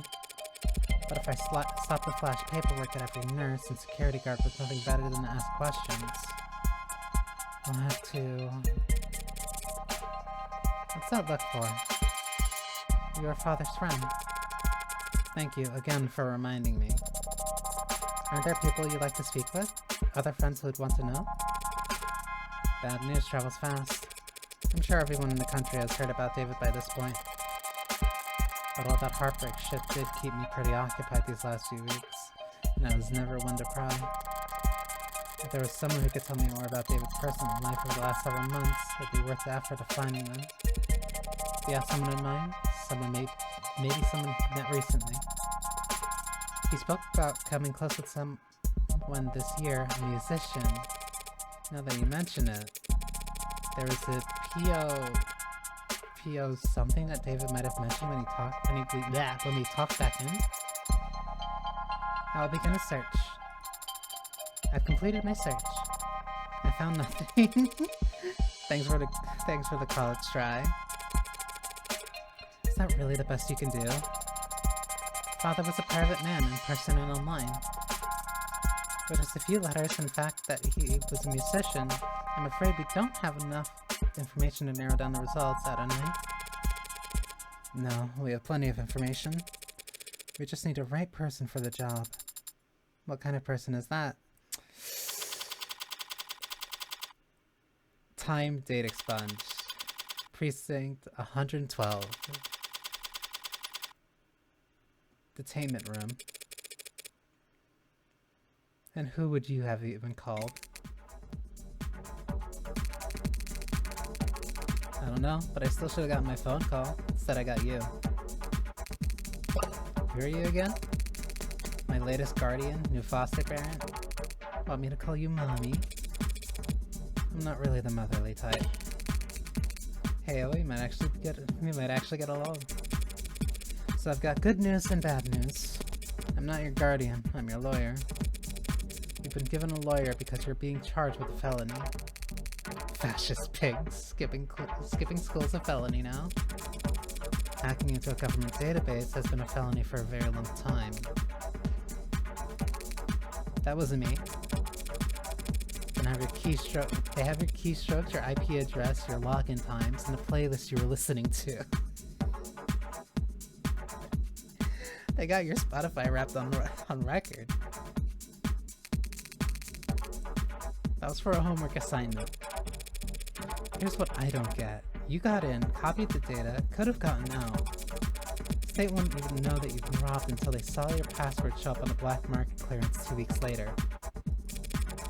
But you didn't get out. You stayed in and made changes to the database.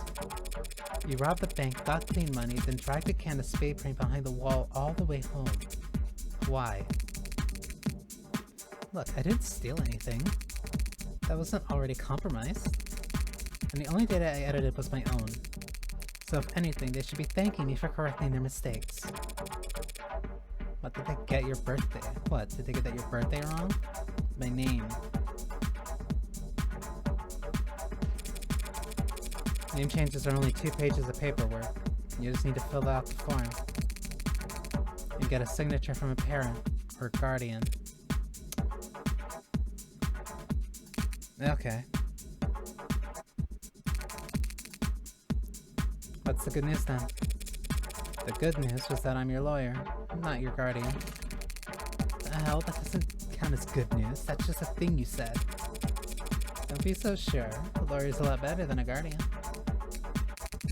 How's that? Parents, guardians, foster whatevers are all supposed to take care of you because it's the right thing to do.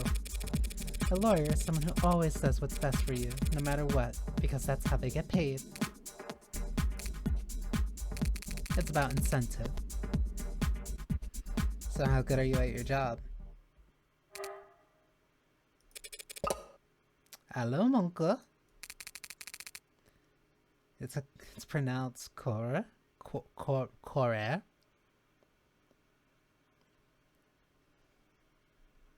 I don't even know if there's sites that still ask, like, hey, make sure your parents know that you're logging in here. I know how it's pronounced. Cur. An archaic term for dog. An abandoned mutt is stray. Did you mean core? Heart.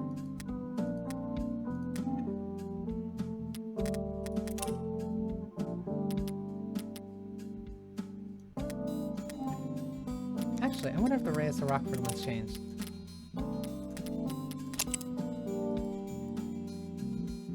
Sister returning, milk tea, white noise, black lace, huh? Artificial sweeteners, home remedies, ink stains. Reads true crime, booty strippers, best at getting the staff's attention, worst at deciding what to order. Homicide detective 3rd class, chewing gum, sports drinks, biking, babysitting, audiobooks, manspreading. Shopping for groceries, struggles with remembering lyrics. Default status, do not disturb. They're supposed to if you're underage, but lying on the internet? Surely nobody would do that. Don't call me that. When I met friend at the police station, I couldn't help but bet that I'd landed a jackpot. A valuable asset with a skill set complementary to my own personal and private pursuits. Someone who, after seeing the sweetheart probation deal I managed to land for them, will be more than happy to help me with whatever I need whenever I needed it. Always so cold, Fran. Can I get a good morning?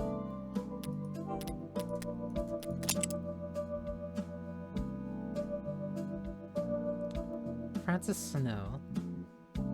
Student, haptics, synth music, cinnamon toast. Like synth music.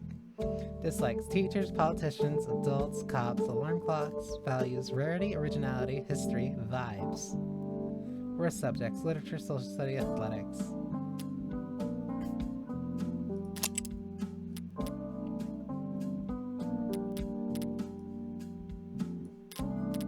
I feel like every generation of gamer at this point has some type of, oh, my friend stole $300 from their parents for CSGO skins type of story. No such thing. Nothing's good ever happens until the afternoon when people are actually awake. Speaking truth. What I got instead was a compulsive liar with a horrific sleep schedule and a crippling addiction to poor time management.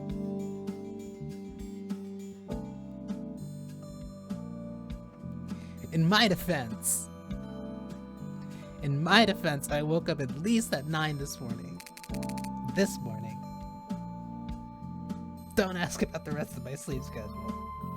What do you want, Red? I can't call you up just for fun. Not if you don't want to get blocked. I need you to find somebody for me. Can't do it. I've got homework. We both know the only time you ever do your homework is during class. During the class it's due. And I've got sports. You can't tell basketball from a hockey stick. And I've got a bidding war to win. You're the only person on Earth bidding on 70-year-old Gucci and Air Jordan vintage Rex.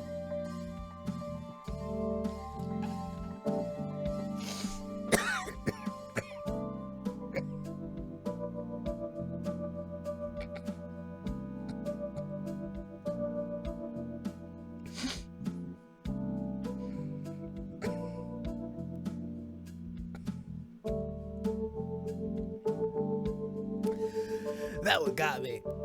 Do not worry about when I wake up. Do not ask questions about my sleep schedule unless you want to be horrified. I think you can take your eyes off the auction block. So yeah, so sorry, but I'm busy, so... I was hoping we could skip straight to the carrot portion of the routine, but if you insist on doing things from the top... Huh? I had an interesting conversation with your parole officer yesterday. Oh yeah? They've been really into the self-prefixes lately. What? Self-motivation, self-actualization, self-help. Oh. And he thinks you could really benefit from it. You're lying. He's got all the workbooks ready. Clearly your Saturdays are stacked, so I'll make sure your Sundays are full of. Fine, I get it. I need you to find a local musician. Musician? Knowing you, this will be electro swing or some other awful. Last name Powell, or Parker. And that's all you got? I'll be in David Assure's circles. Wait, Assure? You're working that? That should be more than enough for a clever kid like yourself to go on. Don't go expecting any miracles. I need this soon, within the hour, ideally. Then that... You know, I have other clients, don't you? Other clients who actually pay you on time?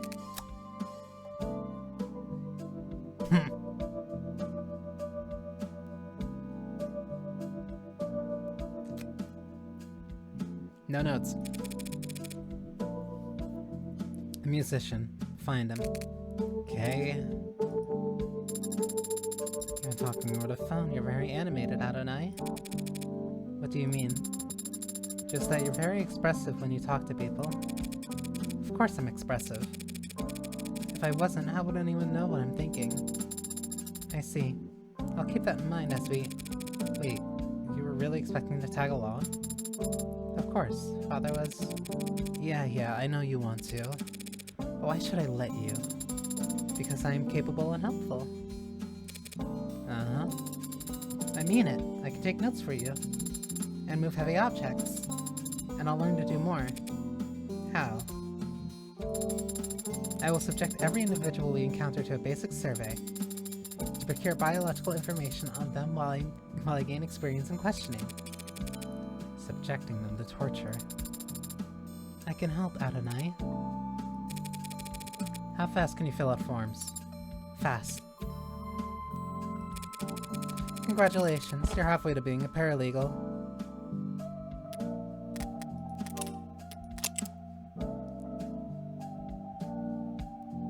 She's 200 kilograms. Occupation unemployed, paralegal. Likes martial arts, carbonation, collarbones. Huh? Dislikes static, blackouts, elevators. Talents. I'm good at a lot of things. Skills. I'm not sure how skills differ from talents. I also like the 180 rule.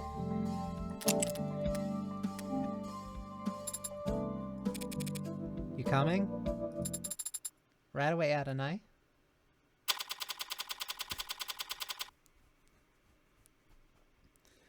Huh.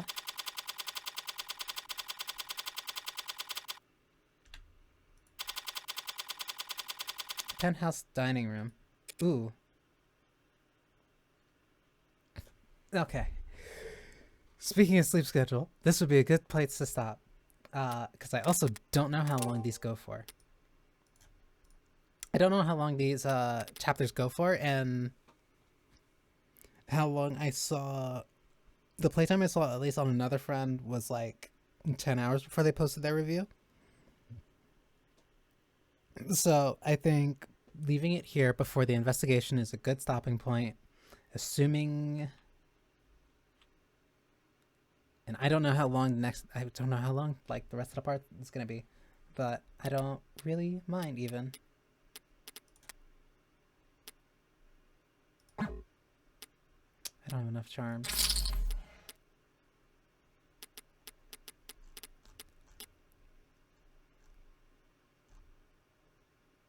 The fuck is this? The fuck is this? What? I did play the demo, though. I did play the demo, but I'm not even sure I want the Neko more.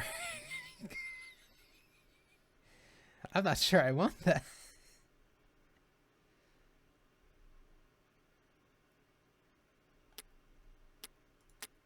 I'm fine leaving that there.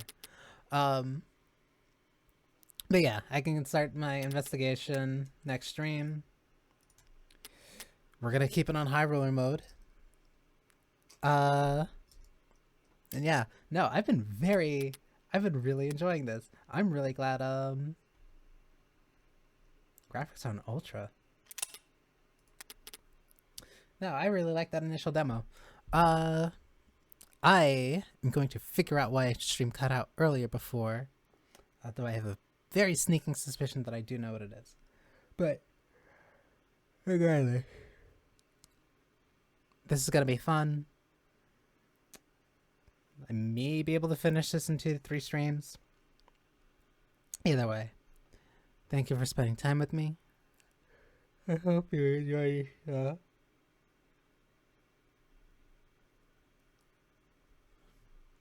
maybe I can eventually get onto a normal sleep schedule. Who knows? Yeah.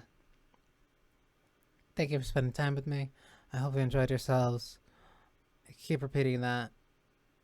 I will figure out what I'm doing Friday. But until then, I immediately lost track of what I was saying. Regardless, let's hope that I can eventually fix my sleep schedule. Shana.